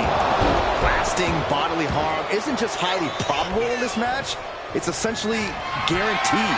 Well, I, for one, can't wait to see what these teams do with the rules thrown out the window. They're free to be as creative as they want in their pursuit of absolutely annihilating one another. What a vicious. Just look at the size of all these superstars. The ring had to be reinforced before this match. Over 1,300 combined pounds colliding. These men are so big and so thick, it's a challenge to wrap your arms around them. It's really just best to find weapons and whack away. Yeah, and there's plenty of weapons to choose from tonight. Driven right into the post. Oh, what a stop right to the chest. Are you kidding me? AOP and 3-minute warning both love to bring the pain to their opponents. But I'm not sure AOP's ready for the pure chaos that is 3-minute warning. Their ability to be totally unpredictable could play in 3-minute warning's favor. Interesting point, Corey. AOP likes to slowly grind their opponents into dust, but 3-minute warning are always looking for a quick, dominant win. He's looking to absolutely destroy his opponent with that chair. Watch for the hardcore style of 3-minute warning. Both of these men are from the hood, so to speak. Grew up in the streets, brought up to be tough. Rosie and Jamal have a rough tenacity. A duo that couldn't care less about headlocks. They're just all about beating the hell out of you. 3-minute warning's thug-like tactics need to be respected. Rosie and Jamal only care about one thing, and that's the winner's purse. What a chancery. I'll just leave it at this. Nobody comes into a match hoping to get chucked around like that. But wait a minute. What's the manager doing under the apron? Heads outside the ring. And no countouts means he can take his time. Run! He's got his head no stick! Sidewalk slam! Almost drove him through the ring. Man, Rosie and Jamal, Akam and Razor, representing the biggest, most imposing teams WWE has ever seen. Both teams don't care what the motive is, don't care who the target is. Their goal always remains the same, and that is complete destruction of the opposition. We call him. Just end this now. Oh, he's playing possum! And the ref can't even start the count. I'm having a hard time believing that one. Oh, man, just punishing. Akam found himself in the wrong place there. Yeah, Rosie came prepared for this matchup. And he evades the attack. Dropped him with a big shoulder tap. Pay special attention to Rosie in this matchup. 6'5", 375 pounds. The man can run a 40-yard dash in 4.8 seconds. This guy is a pure athlete. Rosie played high school football with a legendary running back before playing college ball in Hawaii. Imagine being pancaked by the force Rosie brings. And he's looking out of sorts now. He's thinking he can end it here. And he only stays down for a 1 count. Refusing to give up even an inch of ground as this match continues. Samoa drop. Goodness gracious, destruction everywhere. Razor from the heavens, big time splash. AOP just fell to their demise. Rose got the cover. This might be the end. He cuts the pin attempt short. And now he's back into the ring. Not a forearm. Looks like he knew what was coming up. Uh-oh. Going for the run. That's it. 3-minute warning are done. Oh, nice. Schoolboy from behind. Cover. His arm showed up the mat before one. I was not expecting that from him at this point. Razor going to the pin. This could be over. A kick out at only one. I can't believe it. He just won't go well. What a chancery. We knew this would be from the top. All the way to the outside. The 1-2 punch of high risk, high reward. Stop in the leg. He's looking a little worn down now. A ferocious Razor coming out here. Yes, the trash can connects. Talk about taking out the trash. Golly, what destruction. Nothing says, here's my vicious side, like throwing a trash can at your fallen opponent. Sidewalk slam! Almost drove him through the ring.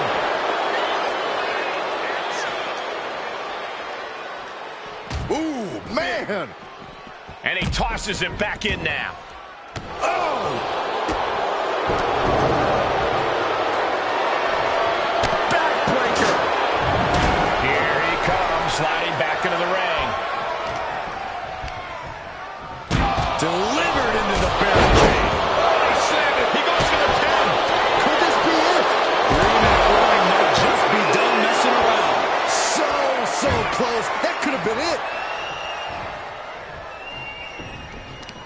This is a whole new level of chaos. First up top.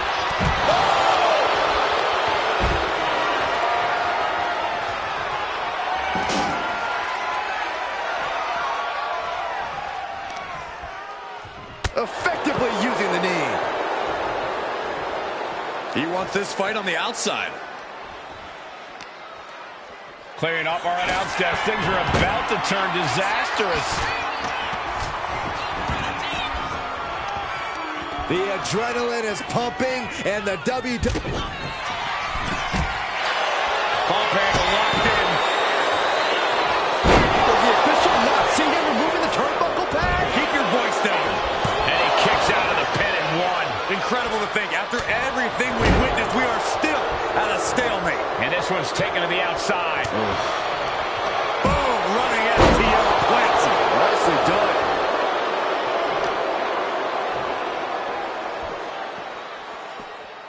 And he slides him back to the mat.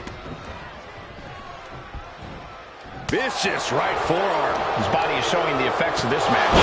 Extreme Rules takes an intense toll on the body. The longer this match goes, the worse it gets. Aggressive side slam. He has to be suffering here. I think we can consider this the beginning of the end, gentlemen. Into the ring again now.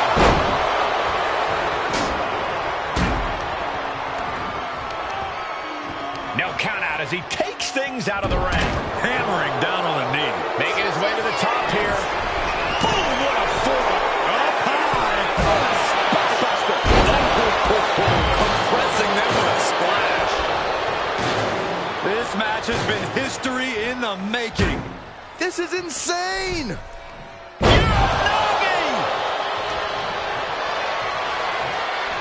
What a sidewalk slam. Shoulders down, Ray's arm might be down for the count.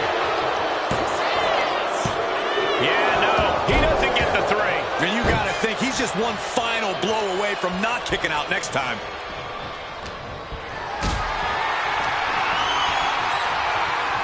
All the way up. Bad spot. This could be it. He kicked out. Oh my God, he kicked out. I thought for sure he was done. And slides back into the ring. Cover. Oh, come on. They're gonna steal this one. Rosie and Jamal survive Extreme Rules. Here are your winners, Rosie and Jamal. 3-minute warning. Gotta give it up to 3-minute warning. In a contest between two of the most badass squads we've ever seen, they were the tougher competitors. Yeah, but AOP certainly made 3-minute warning earn this win. Just think about all the carnage we witnessed here.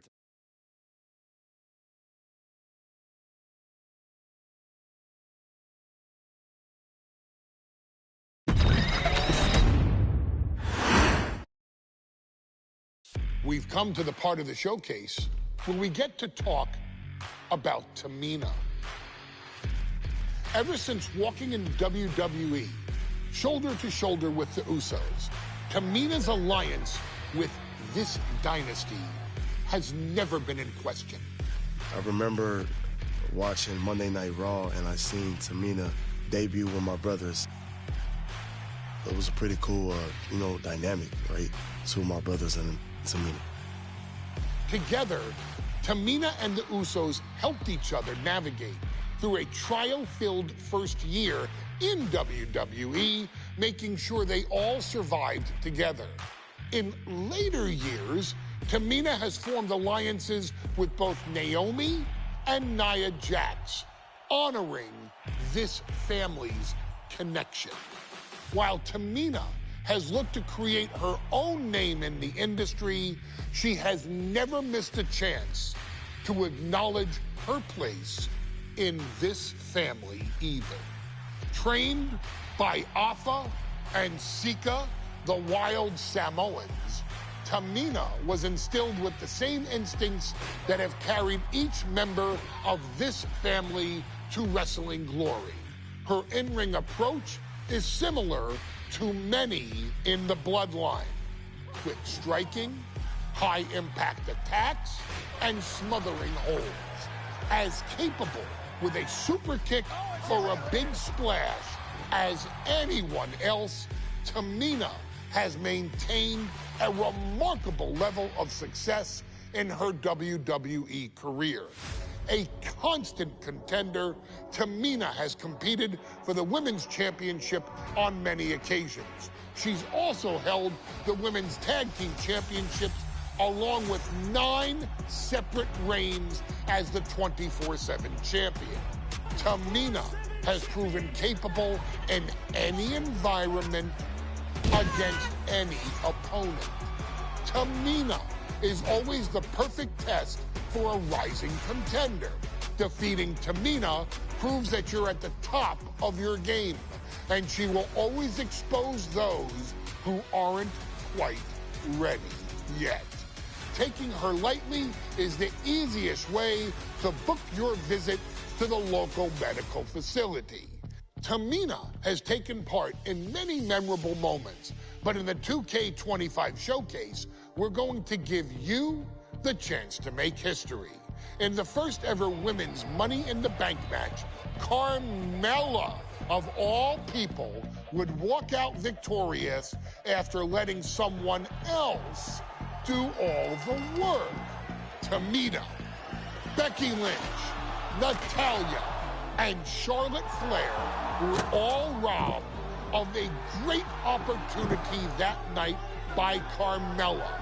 So this is your chance to make it right. Showcase Tamina's grit and take out the other 4 ladies in this ladder match to become the first ever winner of the Women's Money in the Bank. Carmella might still sneak out with the win, but if she does, she's doing it on her own because we're not allowing anyone else at ringside for this match in our showcase.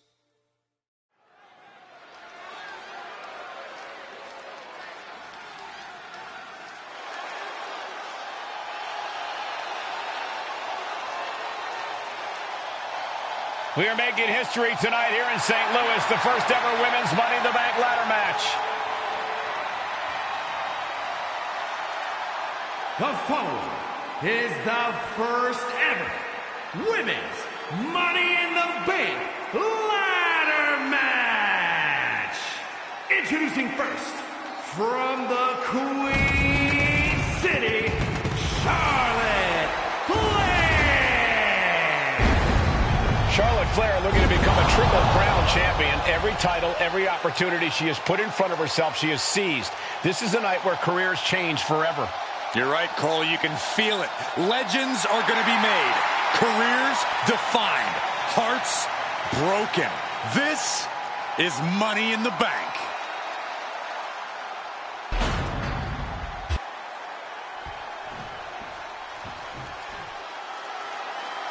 And Byron, Becky Lynch with a very astute point.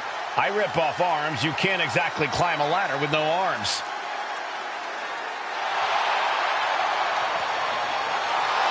Next, from Dublin, Ireland, Becky Lynch. To add to that, Michael, I talked to Becky earlier and I asked, "Are you nervous about this?" She said, "Yeah, I'm a little nervous, but I'm more excited than anything because I get to be part of history." Becky Lynch, the first woman drafted to SmackDown. First SmackDown Women's Champion. Can she become the first Miss Money in the Bank? Well, you could feel the excitement the moment they brought out the ladders before this show started. There is a big fight feel right here in St. Louis.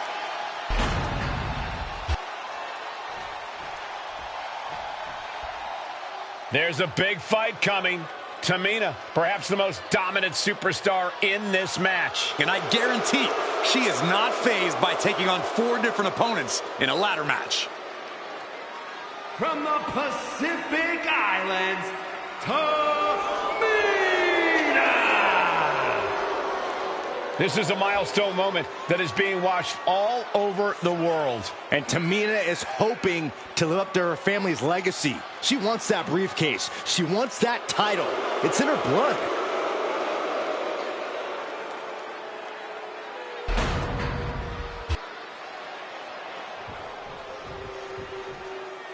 Mela is money, and she is as confident as ever.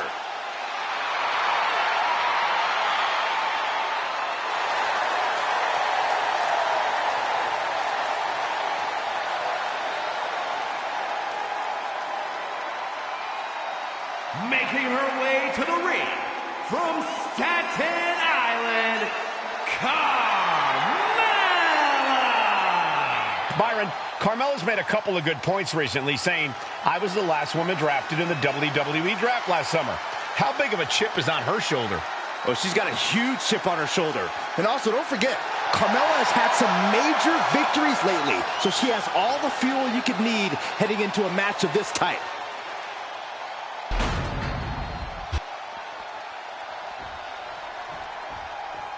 Natalya, another superstar who walks into this match thinking she has legacy on her side tonight.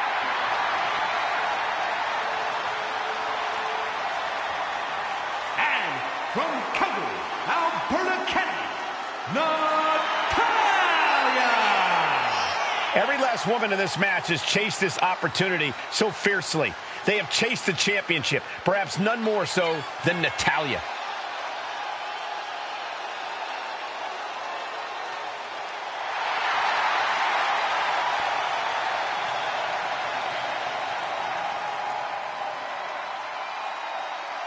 Winning Money in the Bank would certainly go a long way to helping Natalya prove she too is the best there is, the best there was, and the best there ever will be. Winning that briefcase is like taking the proverbial express lane to success. Charlotte, Becky Lynch, Tamina, Carmella, Natalya, all with a chance to make history. All with the opportunity to be called the first ever Miss Money in the Bank. The revolution that became an evolution only continues in the women's division.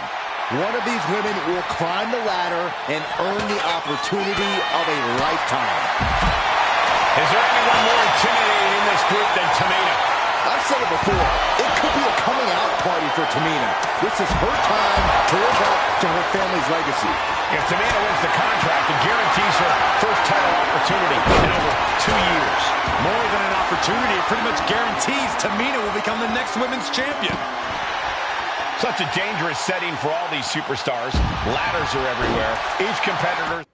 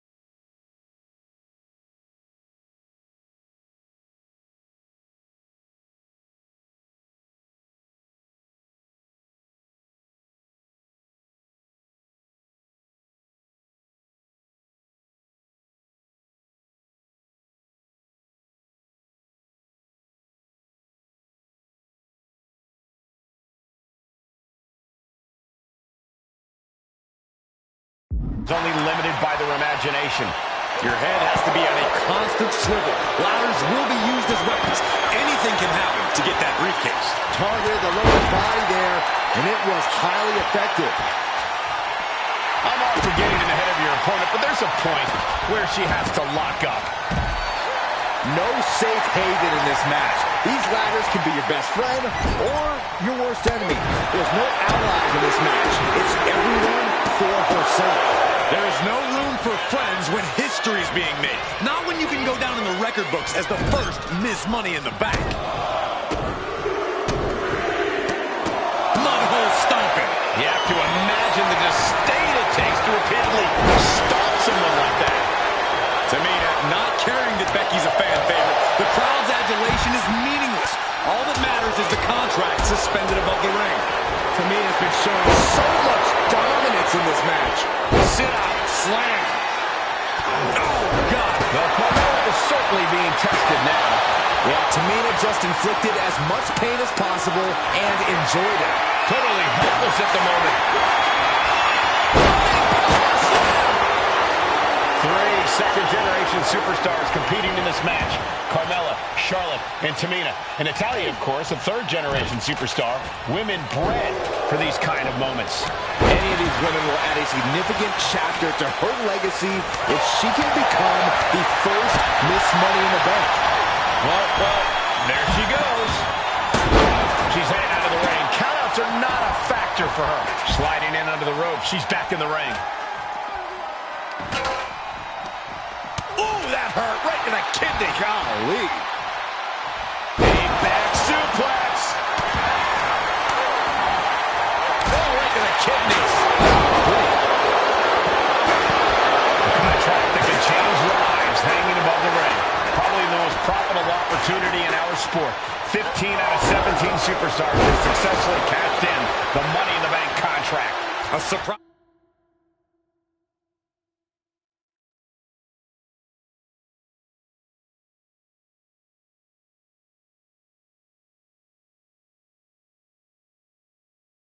Cash-in has only failed once, and the other failed cash-in was alerted to a week in advance. You are almost certain to become the next SmackDown Women's Champion if you grab the contract tonight. Sent out of the ring the hard way.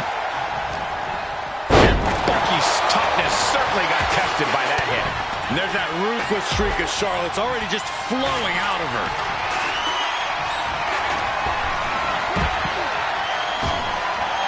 Looks like she wants to take things to the floor here.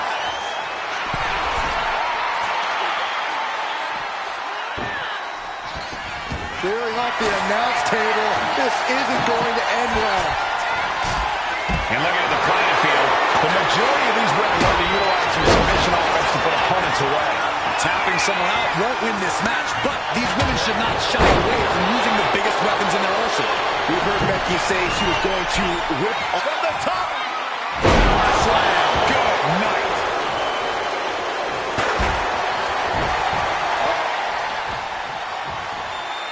Nice reversal by Charlotte Flair. Charlotte driving Tamina, and both tumble to the floor. Both women crashing down hard. The Queen, Charlotte Flair, the first to her feet, surveying the situation. Oh, my. Tamina into the steps.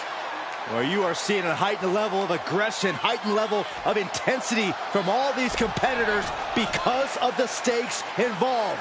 Guys, where's Charlotte going? And Flair looking to up the ante now from the top. Oh, my goodness, taking out everybody. The Queen rising to the occasion. What you just saw is why we say Charlotte is genetically superior. Yeah, undeniable athleticism from the Queen. Can it pave her way to the top of the ladder?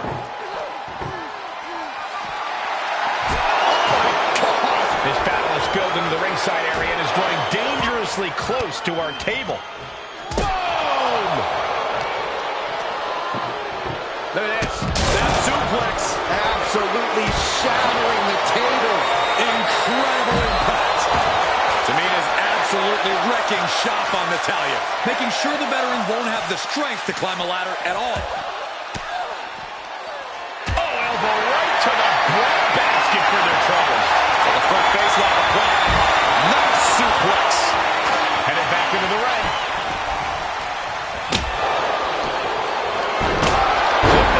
What's next? A demeaning gaze painted on Flair's face. In the corner, has to find a way out of there. Things are looking a little rocky for her. Yeah, but when the numbers are part of the match, you really can't expect anything less. And Lynch got caught that time by some hard-hitting offense. This deep into a ladder match, the last thing you want is to start breaking down. Now heading outside. Now here's Carmella.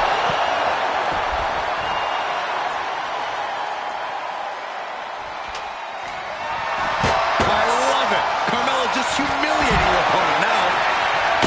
Money in the Bank briefcase still hanging high. This is what it's all about. The opportunity of a lifetime. What are you willing to do?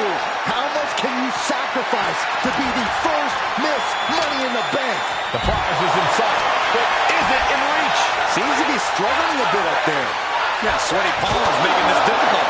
Charlotte with a living window here. Hands on the briefcase. So close. Becky Lynch. He's got it cinched in to disarm. Just looking to do some damage. This hold can't even decide the match. Trying to fight out of this. Arm is trapped, but she gets away. Very unique escape to fight her way out of the sharpshooter. Flair getting out of the ring the hard way. She's headed to the outside. No threat of count out here.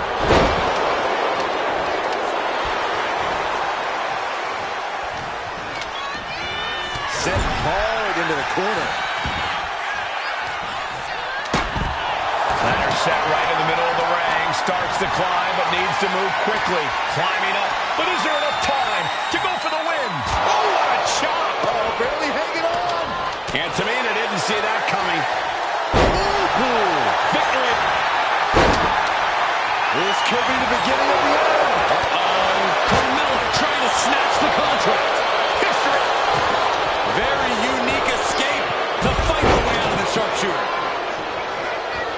Needs to move quick here. This might be her chance. Maybe this isn't a good position to go for it. Yeah, certainly seems to be having trouble up there. History on the line. Guaranteed championship opportunity. Nothing but carnage happening in this one. 5 women fighting for their key to destiny. Willing to go through hell for it. Might be a little overzealous going for it here. Too late to stop now, though. Could be mere seconds away from unhooking it now. Ladders in position.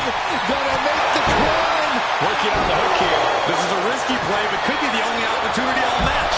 And that's some late match offense from Tamina. Yeah, Becky is getting dragged into some deep waters. She's got it in her hands. Can she end it here? The longer this goes, the more likely we can see a hard crash back to the canvas.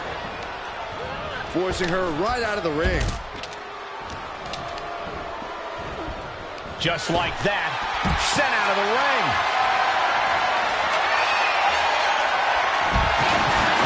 She's getting that ladder exactly where she wants it. A crucial step. Head up that ladder, center of the ring. Gonna try and unhook it now. Victory is literally within reach. Hands must be shaking up there, making it difficult to capture glory. Ooh, what a forearm club. Becky Lynch from behind. There's the manhandle slam. But the opponent set up. Drop kick to the back. And taking aim right at the midsection with this offense. She's in place. Can she end this here? Looks like scaling the ladder was the easy part of the job. Unhooking the prize is the big challenge. Becky's reaching. Can she unhook it and closer to reclaiming her championship? Struggling a bit here to get it down. Danger growing with every second. We're starting to see the effect of those continued attacks to the core. Yeah, I think this is going to take more than ice to recover from. Under the ropes and back into the ring. Boom! Every successive move is putting their opponent in a dicey situation. Charlotte Flair looking to cinch in the figure 4 leg. Becky Lynch looking for the disarmer. Might tap here. Now let's go over submission hold. Not sure what's... And she's tapping, but it doesn't even matter. It can't save her here. And Becky now getting in position.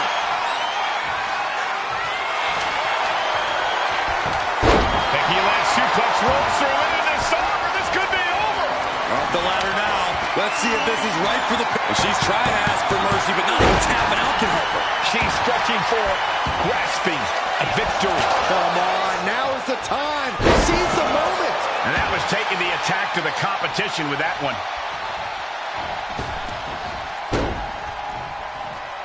She managed to avoid that offense. Oh, yeah. She is really getting fired up. Tamina gets out of harm's way. Both competitors showing they've studied the other's defense to the team. Ascending the ropes. Taking flight. Body splash.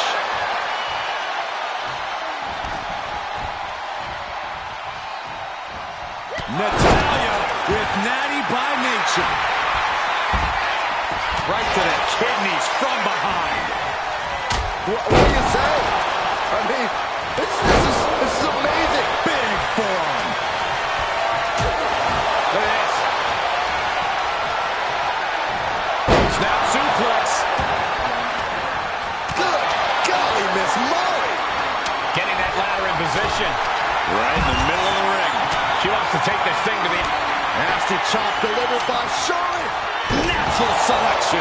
The Queen has put an opponent in the dirt, and now the ladder to her throne awaits. Shoulder tackle to the body. Headed up that ladder. Center of the ring. Reaching. So close to victory. Slow and steady won't win the race in this situation. Looking to free it here. This is so tense. Charlotte has the contract. The Queen is Miss Money in the Bank. Your winner of the... Charlotte, Becky Lynch, Tamina, Carmella, Natalya, all with a chance to make history. All with the opportunity to be called the first ever Miss Money in the Bank. The revolution that became an evolution to the sky. Diving hammer strike. And looking at the playing field, the majority of these women love to utilize their submission offense to put opponents away. Tapping someone out won't win this match, but these women should not shy away from using the biggest weapons in their arsenal. We've heard Becky say she was going to rip arms off tonight. You can't exactly climb a ladder with no arms. Remember, the first woman to climb the ladder and retrieve the briefcase will become the first ever Miss Money in the Bank. No countouts, no disqualifications in this match. Everybody is coming in with a different strategy, but remaining close is the key. Luck is going to play a part, but you'll increase your odds if you stay close to a ladder and close to the briefcase. After that attack on the apron, there is no way we're seeing them leave this arena without medical assistance. Oh, and a slap, too. Is there anyone more intimidating in this group than Tamina? I've said it before. It could be a coming out party for Tamina. This is her time to live up to her family's legacy. If Tamina wins the contract, it guarantees her first title opportunity in over 2 years. More than an opportunity, it pretty much guarantees Tamina will become the next women's champion. Time is your enemy here. I just don't know if there's enough of it to get it down. Oh, man, she finds a hard landing on the outside. Super kick! Tamina sidesteps that. The face has been planted. Carmella sent to the outside. The contract that can change lives hanging above the ring. Probably the most profitable opportunity in our sport. 15 out of 17 superstars have successfully cashed in the Money in the Bank contract. A surprise cash-in has only failed once, and the other failed cash-in was alerted to a week in advance. You are almost certain to become the next SmackDown Women's Champion if you grab the contract early.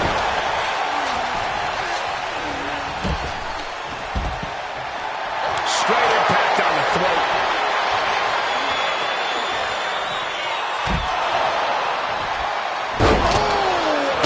Slam. Forced to the outside. Not a good predicament to be in. She's headed to the outside. No threat of count out here. No safe haven in this match. These ladders can be your best friend or your worst enemy. There's no allies in this match. It's everyone for herself. There is no room for friends when history is being made. Not when you can go down in the record record books as the first Miss Money in the Bank. It's just a matter of time now. No room for error on top of the ladder. High risk incoming from the top of the ladder. She gets put in the corner. Oh, Lord, just a terrible miscalculation. This is seriously damaging. Carmella perhaps realizing there that she's not as untouchable as she claims. Natty putting some old school know-how behind that maneuver. Now Becky Lynch. 3 second-generation superstars competing in this match. Carmella, Charlotte, and Tamina. And Natalya, of course, a third-generation superstar.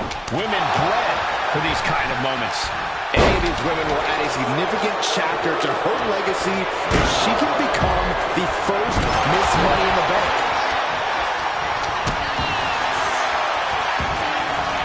She's headed out of the ring. Looking for a little more breathing room. Natalya just mocking her now.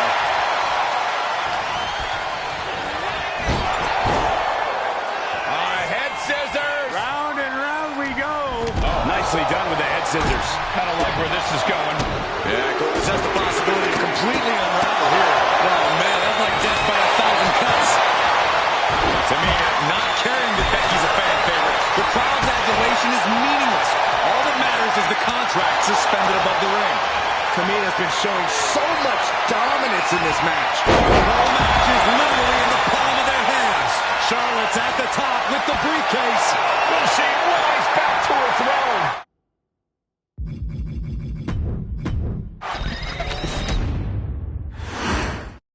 Charlotte, Becky Lynch, Tamina, Carmella, Natalya, all with a chance to make history. All with the opportunity to be called the first ever Miss Money in the Bank. The revolution that became an evolution only continues in the women's division. One of these women will climb the ladder and earn the opportunity of a lifetime. Remember, the first woman to climb the ladder and retrieve the briefcase will become the first ever Miss Money in the Bank. No countouts, no disqualifications.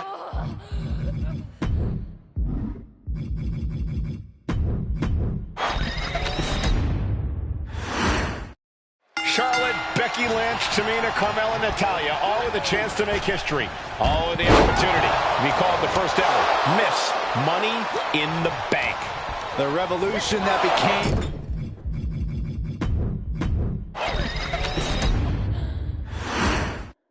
Charlotte, Becky Lynch, Tamina, Carmella, Natalya, all with a chance to make history. All with the opportunity to be called the first ever Miss Money in the Bank.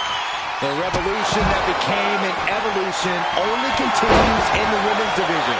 One of these women will climb the ladder and earn the opportunity of a lifetime. Contract for a championship opportunity is hanging from the rafters. 5 women fighting for their destiny. Remember, the first woman to climb the ladder and retrieve the briefcase will become the first ever Miss Money in the Bank. No countouts, no disqualifications in this match. Everybody is coming in with a different strategy, but remaining close is the key. Luck is going to play a part, but you'll increase your odds if you stay close to the ladder and close to the briefcase. And looking at the playing field, the majority of these women love to utilize their submission offense to put opponents away. Attacking someone else won't win this match, but these women should not shy away from using the biggest weapons in their arsenal. We've heard Becky say she was going to rip arms off tonight. You can't exactly climb a ladder with no arms. It's going to take some time, but you got to just keep going.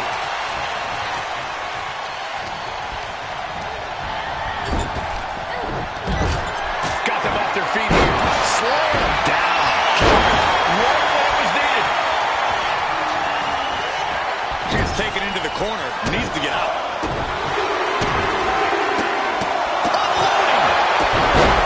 Is there anyone more intimidating in this group than Tamina? I've said it before. It could be a coming out party for Tamina. This is her time to live up to her family's legacy. If Tamina wins the contract, it guarantees her first title opportunity in over 2 years. More than an opportunity, it pretty much guarantees Tamina will become the next women's champion. Not the prettiest thing you'll ever... Up high! Then Tamina. Whoa! What a landing! They got all of that. Just taking flight and soaring through the sky. All wrapped up. Beautiful fireman's carry takedown. Veteran veteran confidence and mind games on display from Natalya. No safe haven in this match. These ladders could be your best friend or your worst enemy. There's no allies in this match. It's everyone for herself. There is no room for friends when history's being made. Not when you can go down in the record books as the first Miss Money in the Bank. Sit-out powerbomb. These superstars are ready to take this fight wherever it wants to go. And look at this now. Yes, applying the submission hold. Using the a single leg camel clutch. These attacks taking their toll on her a little. Hooked up. Belly to back suplex. Down low. Leg drop. It's incredible the inventiveness we are seeing on display here. A contract that can change lives hanging above the ring.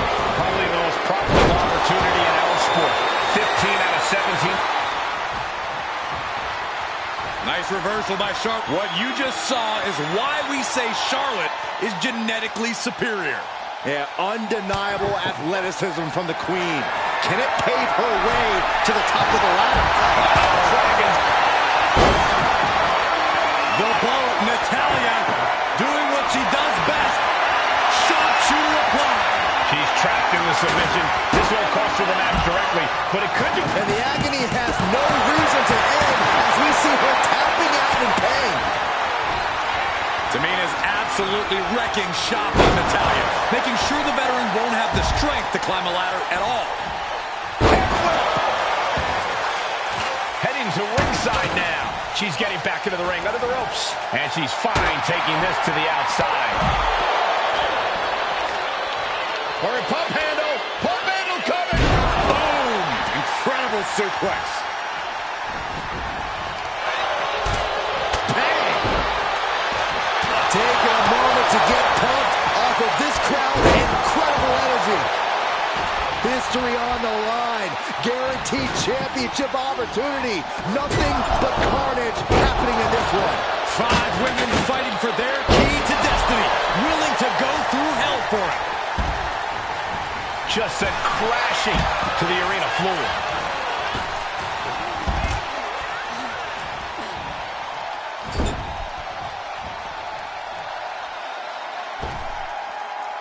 Using their boot on the throat in the corner. Hooked up. Oh, shin breaker. She's been slowed down yet again. And all of this pain and discomfort will make ascending a ladder very challenging.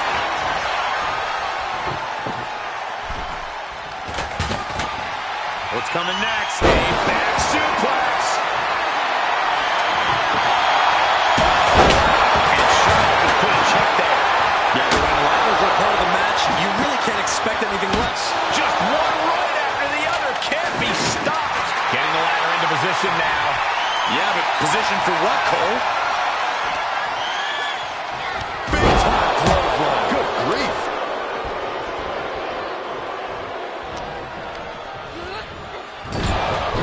Jumping headbutt.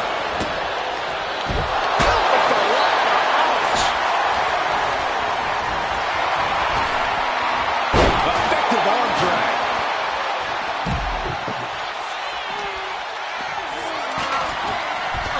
You can almost see the gears turning in their head as they set up the table. Oh, man, handle slam. Oh, driving the elbow. Hammerlock applied by Becky Lynch. Reverse DDT. Lynch. Suplex roll through into the armbar submission. Disarmor is cinched. And you still need to find a way out of this. Tapping won't save you. All you can do is battle out of this.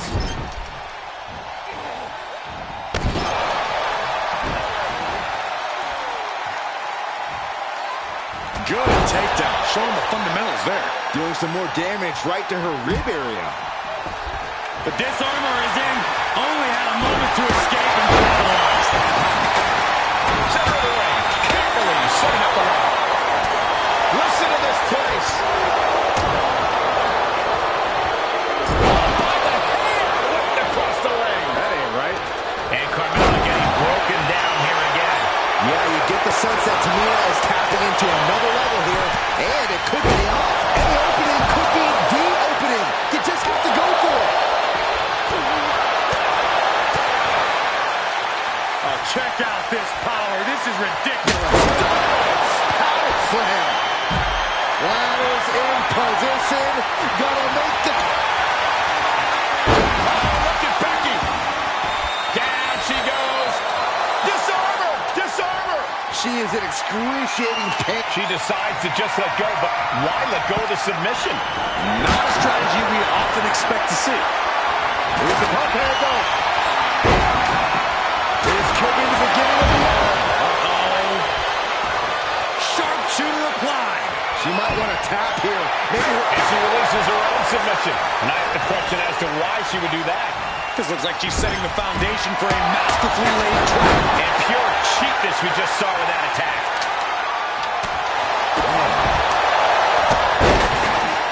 super kick.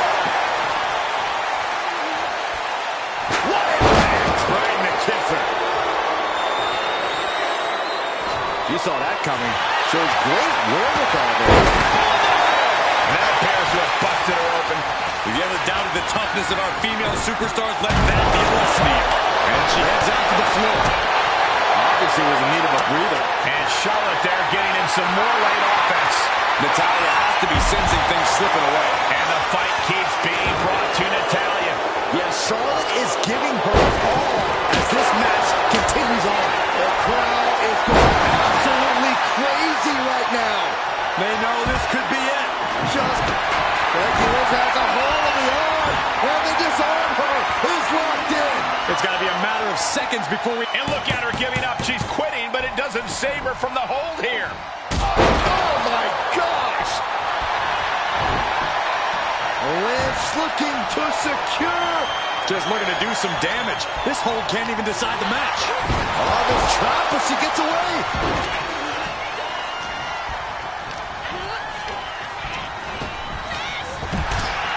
Well, there she goes. Here's the pump handle. Suplex. Launched. We're at a vital stage in this matchup, and this audience is fully aware of it. Yeah, they know another turning point can come at any second, and that can be the instant that ends it all. Decides to leave the confines of the ring. And here we go, returning to the ring. From the top. She's taking things to the floor here. Charlotte Flair with a trademark chopping. Natural selection by Charlotte. The Queen has put her opponent in the dirt, and now the ladder to her throne awaits.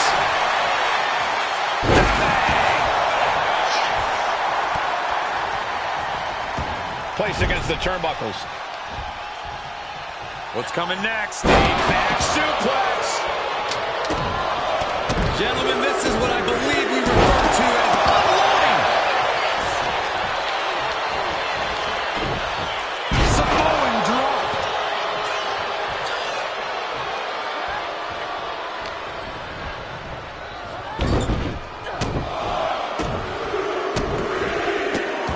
And another just non-stop aggression. Now Carmella. Carmella with a super kick. And that is going to put Tamina out of the equation for a long time. The clubbing forearm. Flair just ragdolled to the outside. She's headed out of the ring. Countouts are not a factor for her. God. Oh, my God.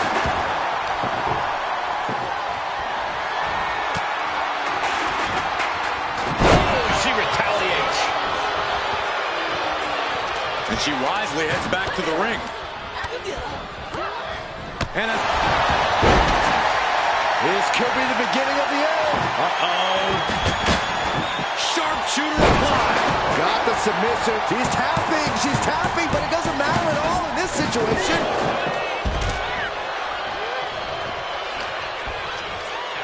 Sent flying out of the ring here. Queen changes the direction of that one. Quick side step on Natalya. Oh, clothesline. Able to save herself there.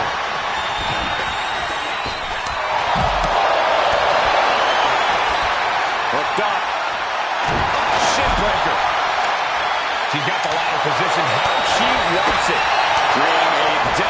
situation in the corner. Back suplex. Making way towards the top rope. Look out. And now here's Tamina. Look out below. From ring post to ringside, risking it all paid off.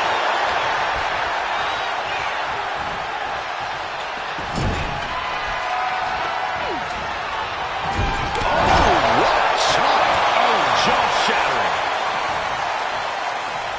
Massive atomic drop. Speed with the ladder. She's setting the ladder up for something here. There's no telling what she could be thinking. Earth-shaking power slam. Oh, getting knocked around by the ladder. Oh, the ladder finds the mark. It'll be tough to bounce back from that one.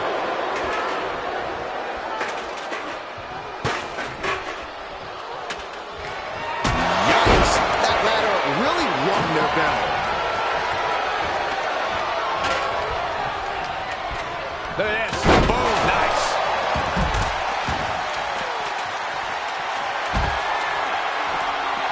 Oh, man. Did you hear the snap of the kendo stick? And her head took a real beating. And a Becky with a takedown, looking for the disarm. Can she sit it in? The disarm hold. Just looking to do some damage. And she's tapping, but it doesn't even matter. It can't save her here. whoa, that was a stiff jerk off the belt. And the damage is just going to keep on coming if you can't find the defense for this. Things are heading ringside now. Moving into the ring. She's bringing the fight outside.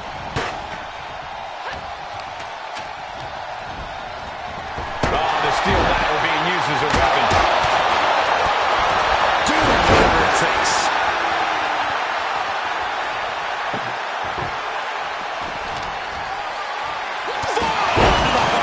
Nothing fancy about that. Oh, my God. And these non-stop attacks on the torso have more than done their job here. We could be looking at broken ribs. And that was a successful bit of offense with that. Ribs over the top. Leg drop. The Queen stepping through. Here's the figure four. Yeah, now she's got a bridge into the figure eight if she can do it. She's going to put this one away. And there it is. Let's go. She just released the hold. Maybe she has something better in mind. Struck to the knee. This might be the beginning of the end. Manhandle slam. Slam with authority. And more damage being inflicted on the torso. Repeatedly going after that midsection. Just devastating. This is the chance. Could we be able to? I assure you, this is even harder than it looks. Trying not to fumble around too much here. Ladder set right in the middle of the ring. Starts to climb, but needs to move quickly. She's stretching, but can she get a grip? All eyes are glued high above the ring. Tamina is so close to victory. That's it. Tamina has the briefcase. Tamina is Miss Money in the Bank. The winner of the Money in the Bank contract and the first ever Miss Money in the Bank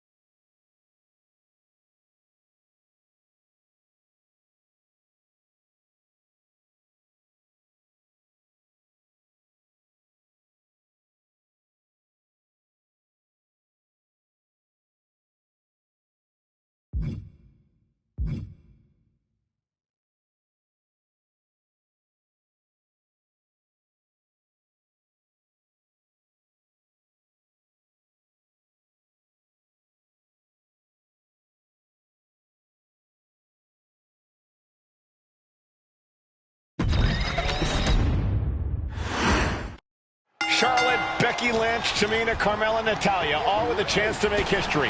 All with the opportunity to be called the first ever Miss Money in the Bank. The revolution that became an evolution only continues in the women's division. One of these women will climb the ladder and own the opportunity of a lifetime. Is there anyone more intimidating in this group than Tamina? I've said it before, it could be a coming out party for Tamina. This is her time to live up to her family's legacy. If Tamina wins the contract, it guarantees her first title. This is not going to be nice. This is going to be nasty. It's all about winning, no matter what it takes.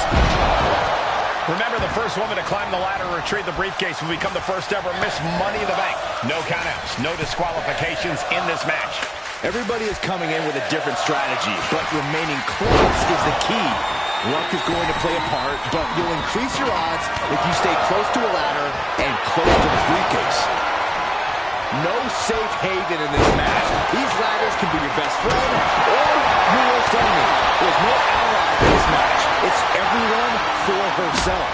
There is no room for friends when history is being made. Not when you can go down in the record books as the first Miss Money in the Bank.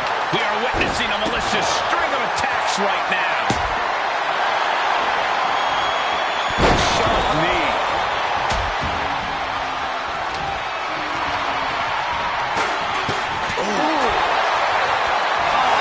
Claws piercing into the skin. I see how it is. Going to take any shortcut to bypass a clean competition. There's nothing wrong with a shortcut, Saxton. And looking at the playing field, the majority of these women love to utilize their submission offense to put opponents away. Tapping someone out won't win this match, but these women should not shy away from using the biggest weapons in their arsenal. We've heard Becky say she was going to rip arms off tonight. You can't exactly climb a ladder with no arms. And get sent right into the corner. What are they doing here?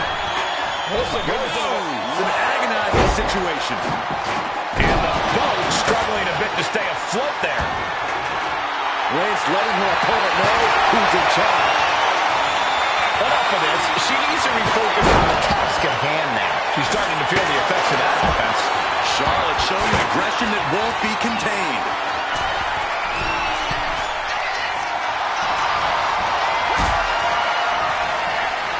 Launching. Corkscrew senton. 3 second-generation superstars competing in this match. Carmella, Charlotte, and Tamina. And Natalya, of course, a third-generation superstar. Women bred for these kind of moments. Any of these women will add a significant chapter to her legacy if she can become the first Miss Money in the Bank. And now Carmella lands face first. Ladder set right in the middle of the ring. Starts to climb, but needs to move quickly. She's going for it. She certainly is. She can do it. Every second up there is allowing the opposition to recover.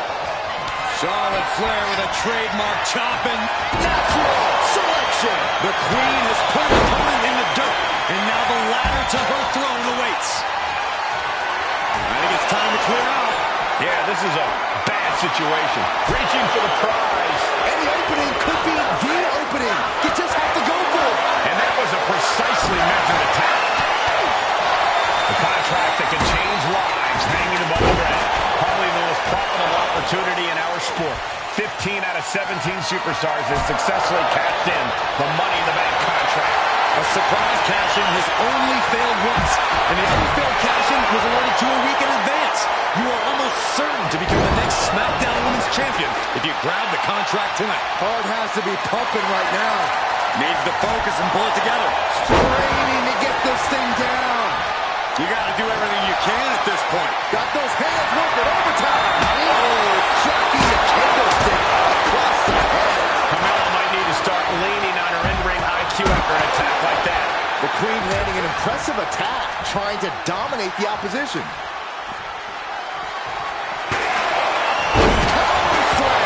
And let's fall victim to some big impact there.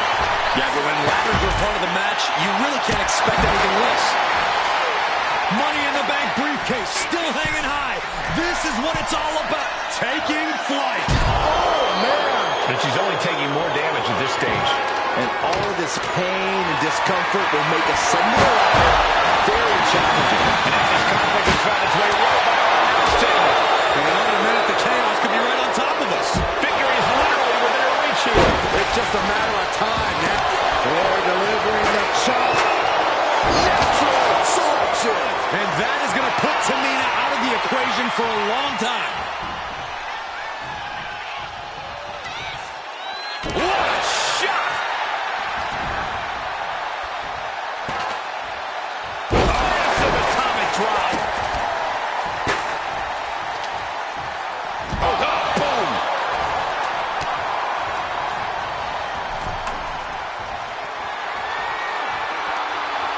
Bam! And Charlotte got locked off of that one. And all this pain and discomfort will make ascending a ladder very challenging.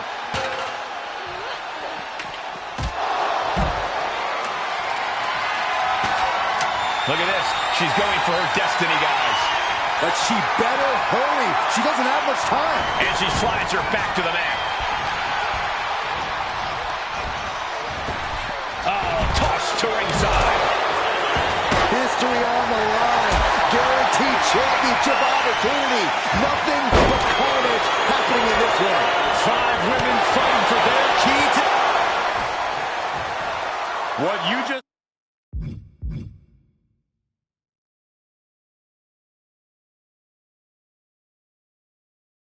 saw is why we say Charlotte is genetically superior.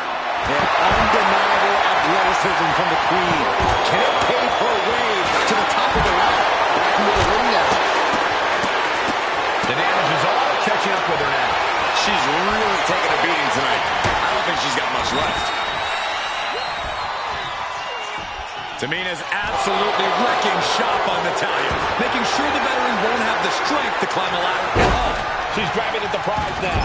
Hands must be shaking up there, making it difficult to capture glory. Blood hole stomping. Clothesline. Boom, what impact.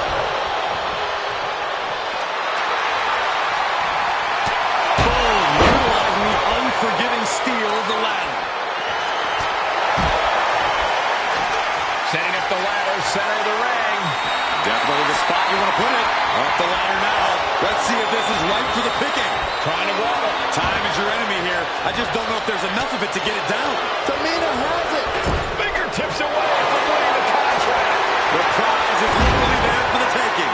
And she just inches away from winning this one. Trust me when I tell you, this one is over, buddy.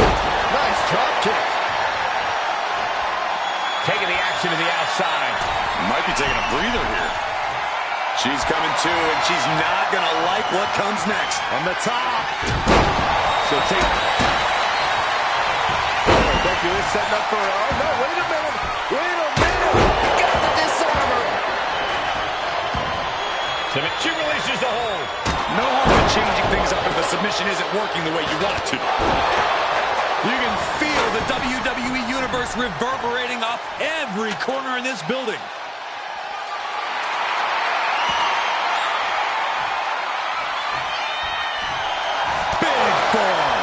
Charlotte Flair with a trademark chopping. Natural selection by Charlotte. I don't think she'll be climbing a ladder after that. Things have gotten worse for Becky Lynch. She could be out of this match. These are the moments professionals train for. When you are at your breaking point.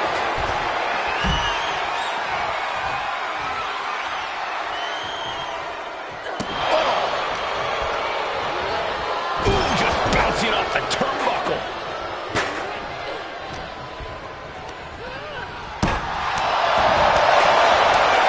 She countered that into her own offense. Talk about force. That'll give you whiplash. Climbing up that ladder. Scaling the ladder even further. That's too high. You don't... No. Oh, my God. You have to question the sanity of someone who launches themselves into the air like that. Now it's Lynch. Manhandle slam.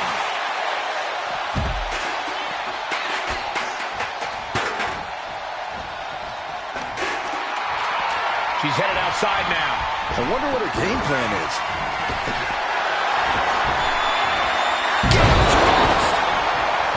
Anything can happen in WWE in this audience. Suplex attempt. Able to go behind, though. From behind, chop block.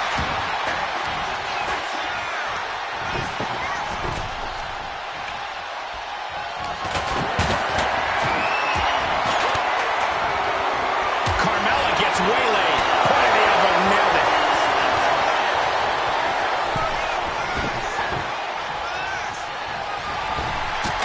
Malicious fall-away slam.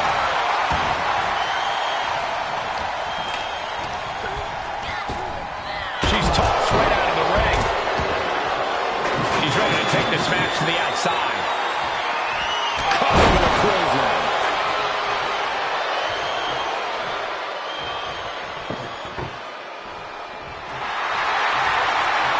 What a sick thud from that table.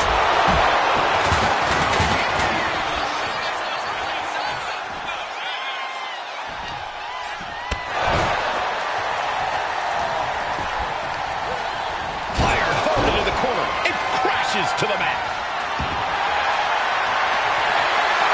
And she heads out to the floor. Obviously was in need of a breather. Shot, slam. Oh, didn't see that one coming. The Van Goat of WWE daring her opponent to rise to her level. She's stretching, but can she get a grip? Seems to be struggling a bit up there. Yeah, sweaty palms making this difficult. Base has been planted. Coming back to her torso area. This could become a strategy. And attacking the body here could be a smart strategy. Climbing up, but is there enough time to go for the win? Full focus on obtaining the prize. Slow and steady won't win the race in this situation.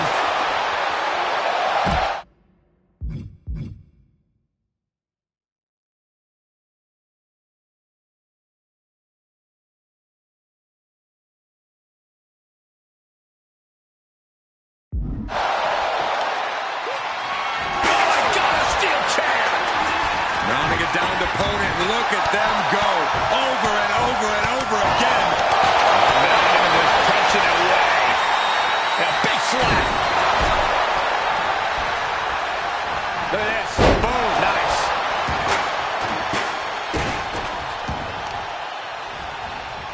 Carefully placed stomp to the arm. Carmella sent to the outside. Becky Lynch looking to end this one. This could do it. Using the submission to weaken the opponent. Smart strategy. The action spreading out. And she breaks her own submission hold. Charlotte Flair. The first step is the feet. That's it. Tamina has the briefcase. Tamina is Miss Money. Letting go of her hold here. Maybe she thinks enough damage has been done. The winner of the Money in the Bank contract.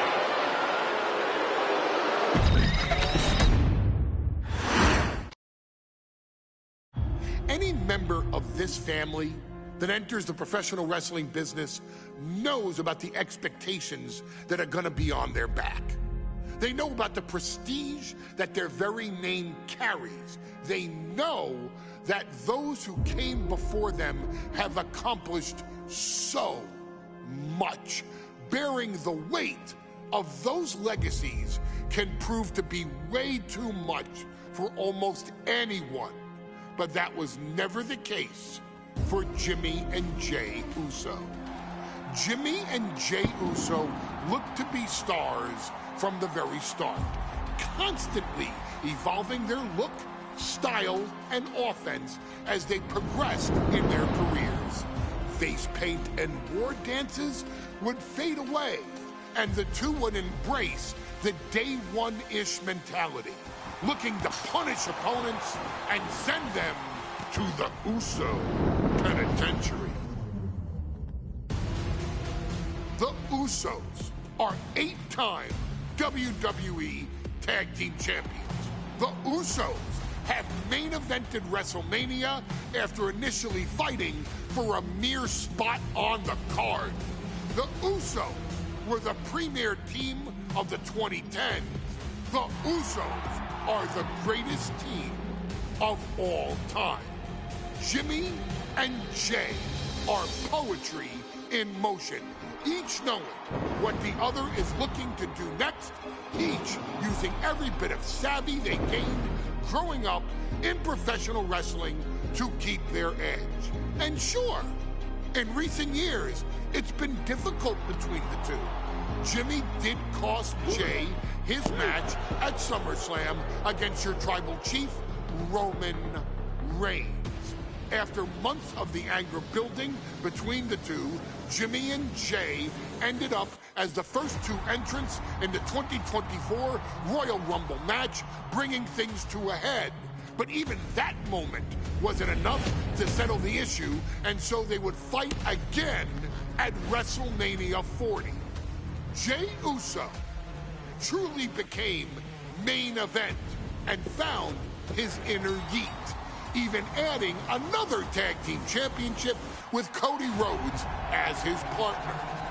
As your wise man eventually would suffer as well, Jimmy found himself betrayed by Solo Sikoa and unceremoniously dumped out of Solo's version of the Bloodline. When Jimmy and Jay are a tag team, they are pure art. They are the reason for the resurgence of tag team wrestling's popularity over the last 15 years. And perhaps, oh, perhaps, their grandest moment came during the 2017 Hell in a Cell, when they would lock horns with perhaps their greatest opposition ever, The New Day. From July to October of that year, the SmackDown Tag Team titles would change hands 4 times between the two teams, both looking for ultimate bragging rights. The Usos' connection as twins always gave them an upper hand with most teams. But the New Day had their own trick, utilizing the Freebird rule to allow any 2 of the 3 members to compete in any match. Jimmy and Jay could never know for sure who the opponents would be, with a different game plan needed for each iteration. With nothing clearly settled after 4 months, the New Day would offer to defend inside Hell in a Cell, and the Usos gladly accepted. We've seen the Usos showcase tag team wrestling at its most beautiful. Now we want you to showcase the brutality that exists within Hell in a Cell. Big E and Xavier Woods are going to use everything at their disposal to take you down. But you've been down since day 1. Now it's time to force the New Day to realize there's nothing wrong with them being in second place, and there's nothing that's stopping you inside Hell in a Cell.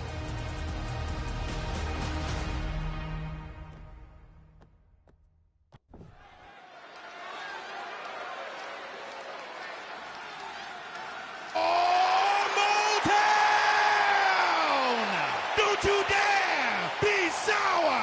Clap for your world-famous 4-time champs and feel the power!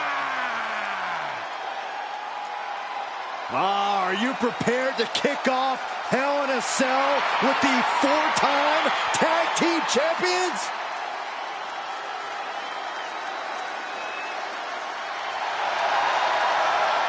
The following contest is a tag team Hell in a Cell match and is for the SmackDown Tag Team Championship, and accompanied by Kofi Kingston at a combined weight of 490 pounds, the SmackDown Tag Team Champions, Xavier Woods and Big E, the New Day. Well, I can't say that I'm ever prepared for a man swiveling his hips and playing the trombone on the way to the biggest fight of his life.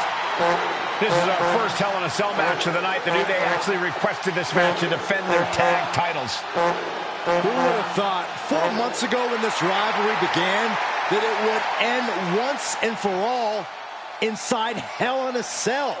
New Day about to make it evident that the time for fun and games is over.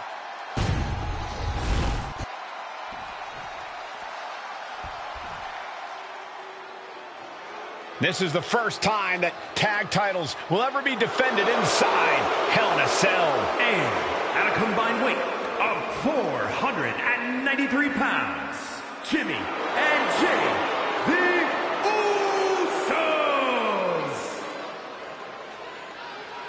Tonight in Detroit, the Usos welcoming New Day into the penitentiary.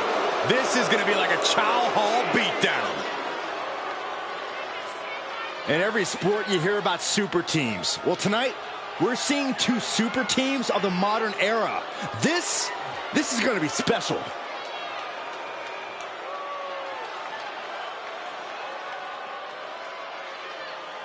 Tornado tag rules here, gentlemen. 2-on-2 as Kofi is going to be locked outside the structure. The pinfall or submission needs to happen in the ring, but we all know this fight's going to go everywhere before that happens.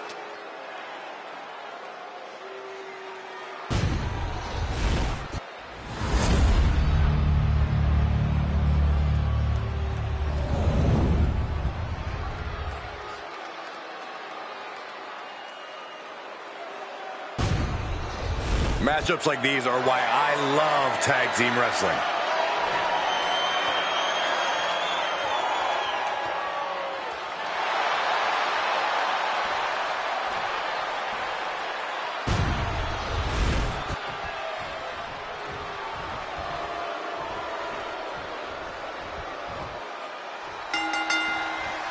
The cell door is locked.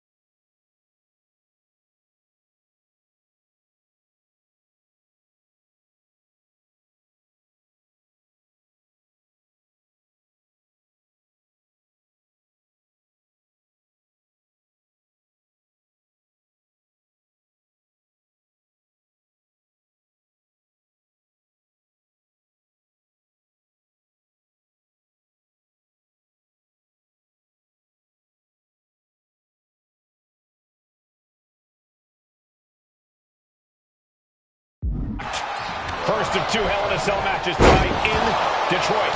This is the 20th anniversary of this barbaric match. The Usos and the New Day must be prepared for pain, punishment. 2 of the greatest tag teams ever. One of the best rivalries going today.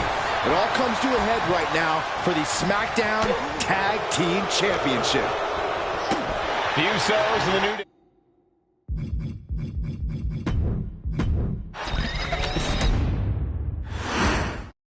The cell door is locked. First of 2 Hell in a Cell matches tonight in Detroit. This is the 20th anniversary of this barbaric match. The Usos and the New Day must be prepared for pain and punishment. 2 of the greatest tag teams ever. One of the best rivalries going today. It all comes to a head right now for the SmackDown Tag Team Championship. Corey, a few weeks ago, we saw the New Day walk out of SmackDown as champs in a street fight. A match the Usos handpicked, but this environment is totally different. There's nowhere to run, nowhere to hide. I think the New Day played right into the Usos' hand when they selected this match. Jimmy and Jay have a street mentality. They're perfectly equipped to turn Hell in a Cell into the Uso penitentiary. And when he's got that chair, you know he wants to send a serious message. Boom! And each of these lethal maneuvers have got to be taking a toll. I have a feeling the Usos' objective is to send the New Day to the hospital. Two teams so familiar. Oh, wait a...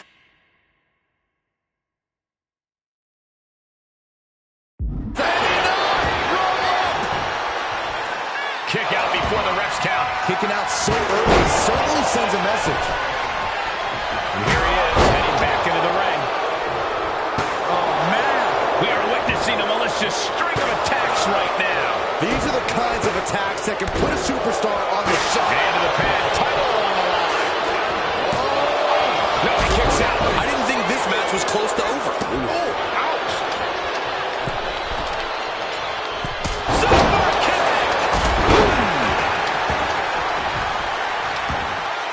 What a neck break.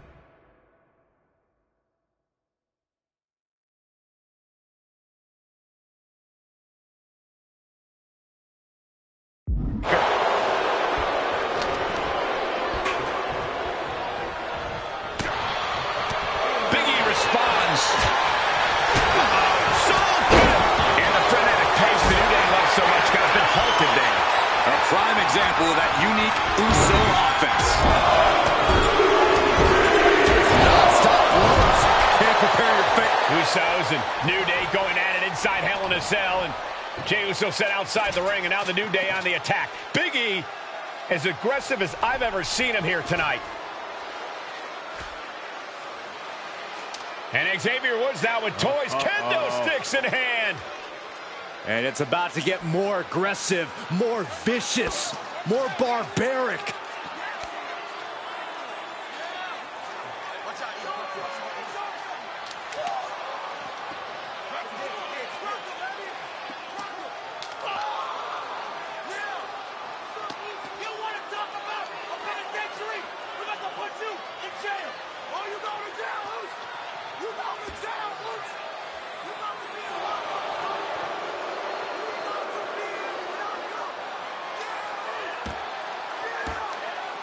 I've never seen this vicious of a side from the New Day.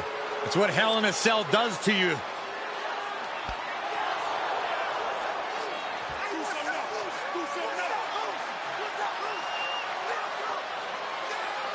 Oh, now with the kendo sticks, Xavier Woods unloading.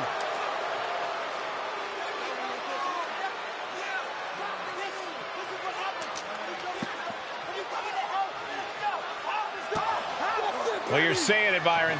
Hell in a Cell makes you do some awful things. Just attempting to survive, attempting to win.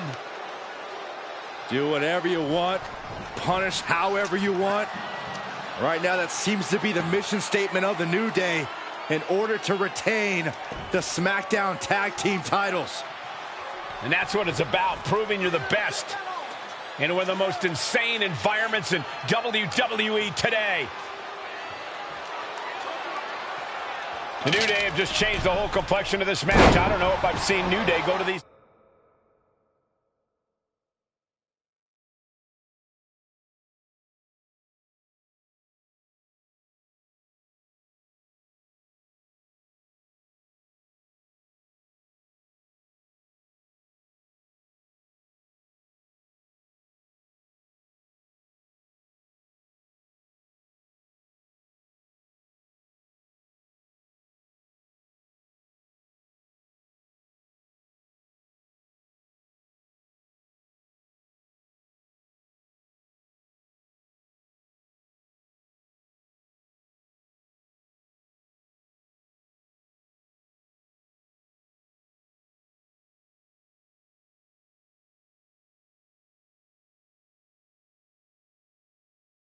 lengths before.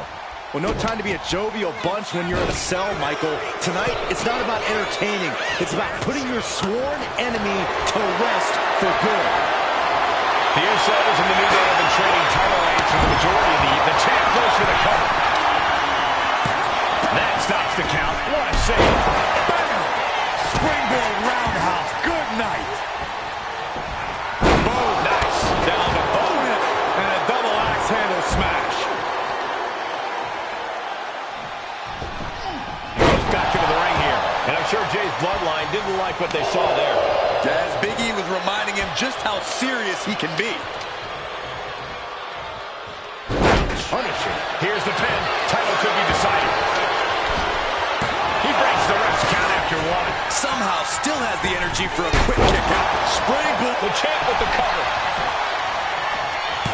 Kick out after one from the challenger. Still going to take a massive effort to keep him down.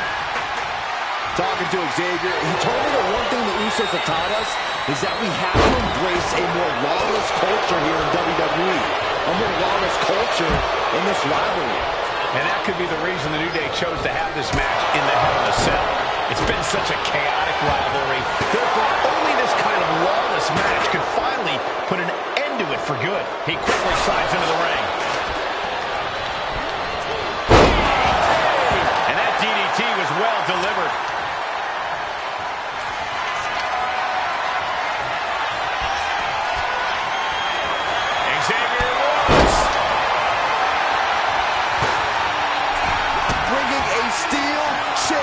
Into play here.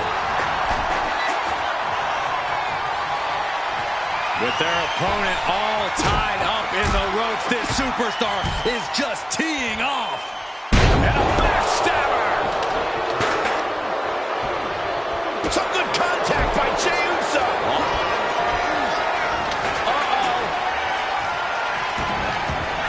Letting his opponent out of the pin.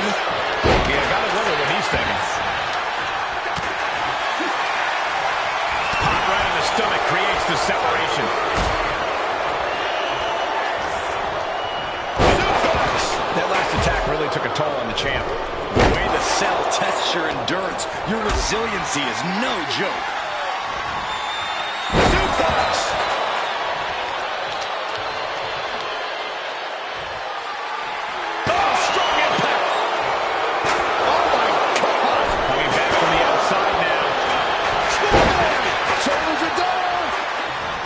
His team alive. What a save. Big forearm. Carrying the opposition. What's the thought here? Ooh, pinpointing the trachea. Right, cinched in. This could be it. Oh, my God. Small package. The champ goes for the cover. Making the save. Still alive here. Ooh, direct headshot. Just sickening. And the damage is just going to keep on coming if you can't find the defense for this. Moving out from the ring closer to those towering walls of the cell. Oh, that just looks like it busted him open. And we know when he has a chair in hand, things get messy in a hurry. And he heads back into the ring. On the hand of the champ. Taking so much offense. You got to worry about the lingering effects.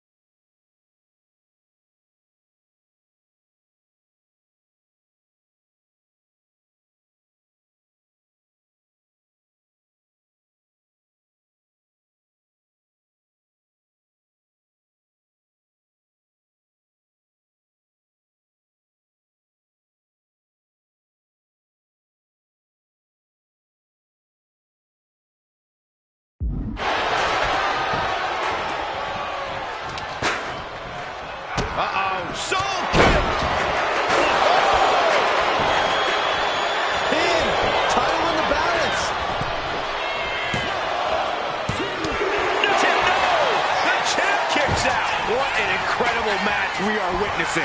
Snap suplex. Ooh, what a jumping headbutt. Look at Jake. Top rope. Jey Uso splat. From the cover. We got a new champ here. And the champ's in really rough. There's the pin for the championship. Releasing the pin. He's adding insult to injury. He answers right back. Traps the arm into the hammerlock. And a DDT.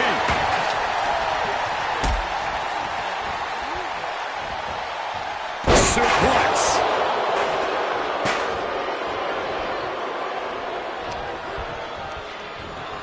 He gets sent straight down to the floor. Returning to the ring now. Out of the ring, still surrounded by the hell that is the steel structure. Boom! Read that one. Oh! Ooh! Big right hand. And Jimmy and Big E slugging it out middle of the ring. This has been a vicious, brutal match between two of the great tag teams today. Here comes Jey Uso into the fray alongside of his brother. Bang! Double super kick. And the Usos now looking for that patented Uso splash from the top rope. Uso splash! The cover to win the tag team titles, and Woods handcuffs it all, breaks it up. At the last possible second, Xavier Woods saving this match for his team. Yeah, credit to Woods for his never say die attitude, but Xavier Woods is outgunned right now. And look at Woods still fighting back. Yeah, with the handcuffs. Using the handcuffs as a weapon. That's smart.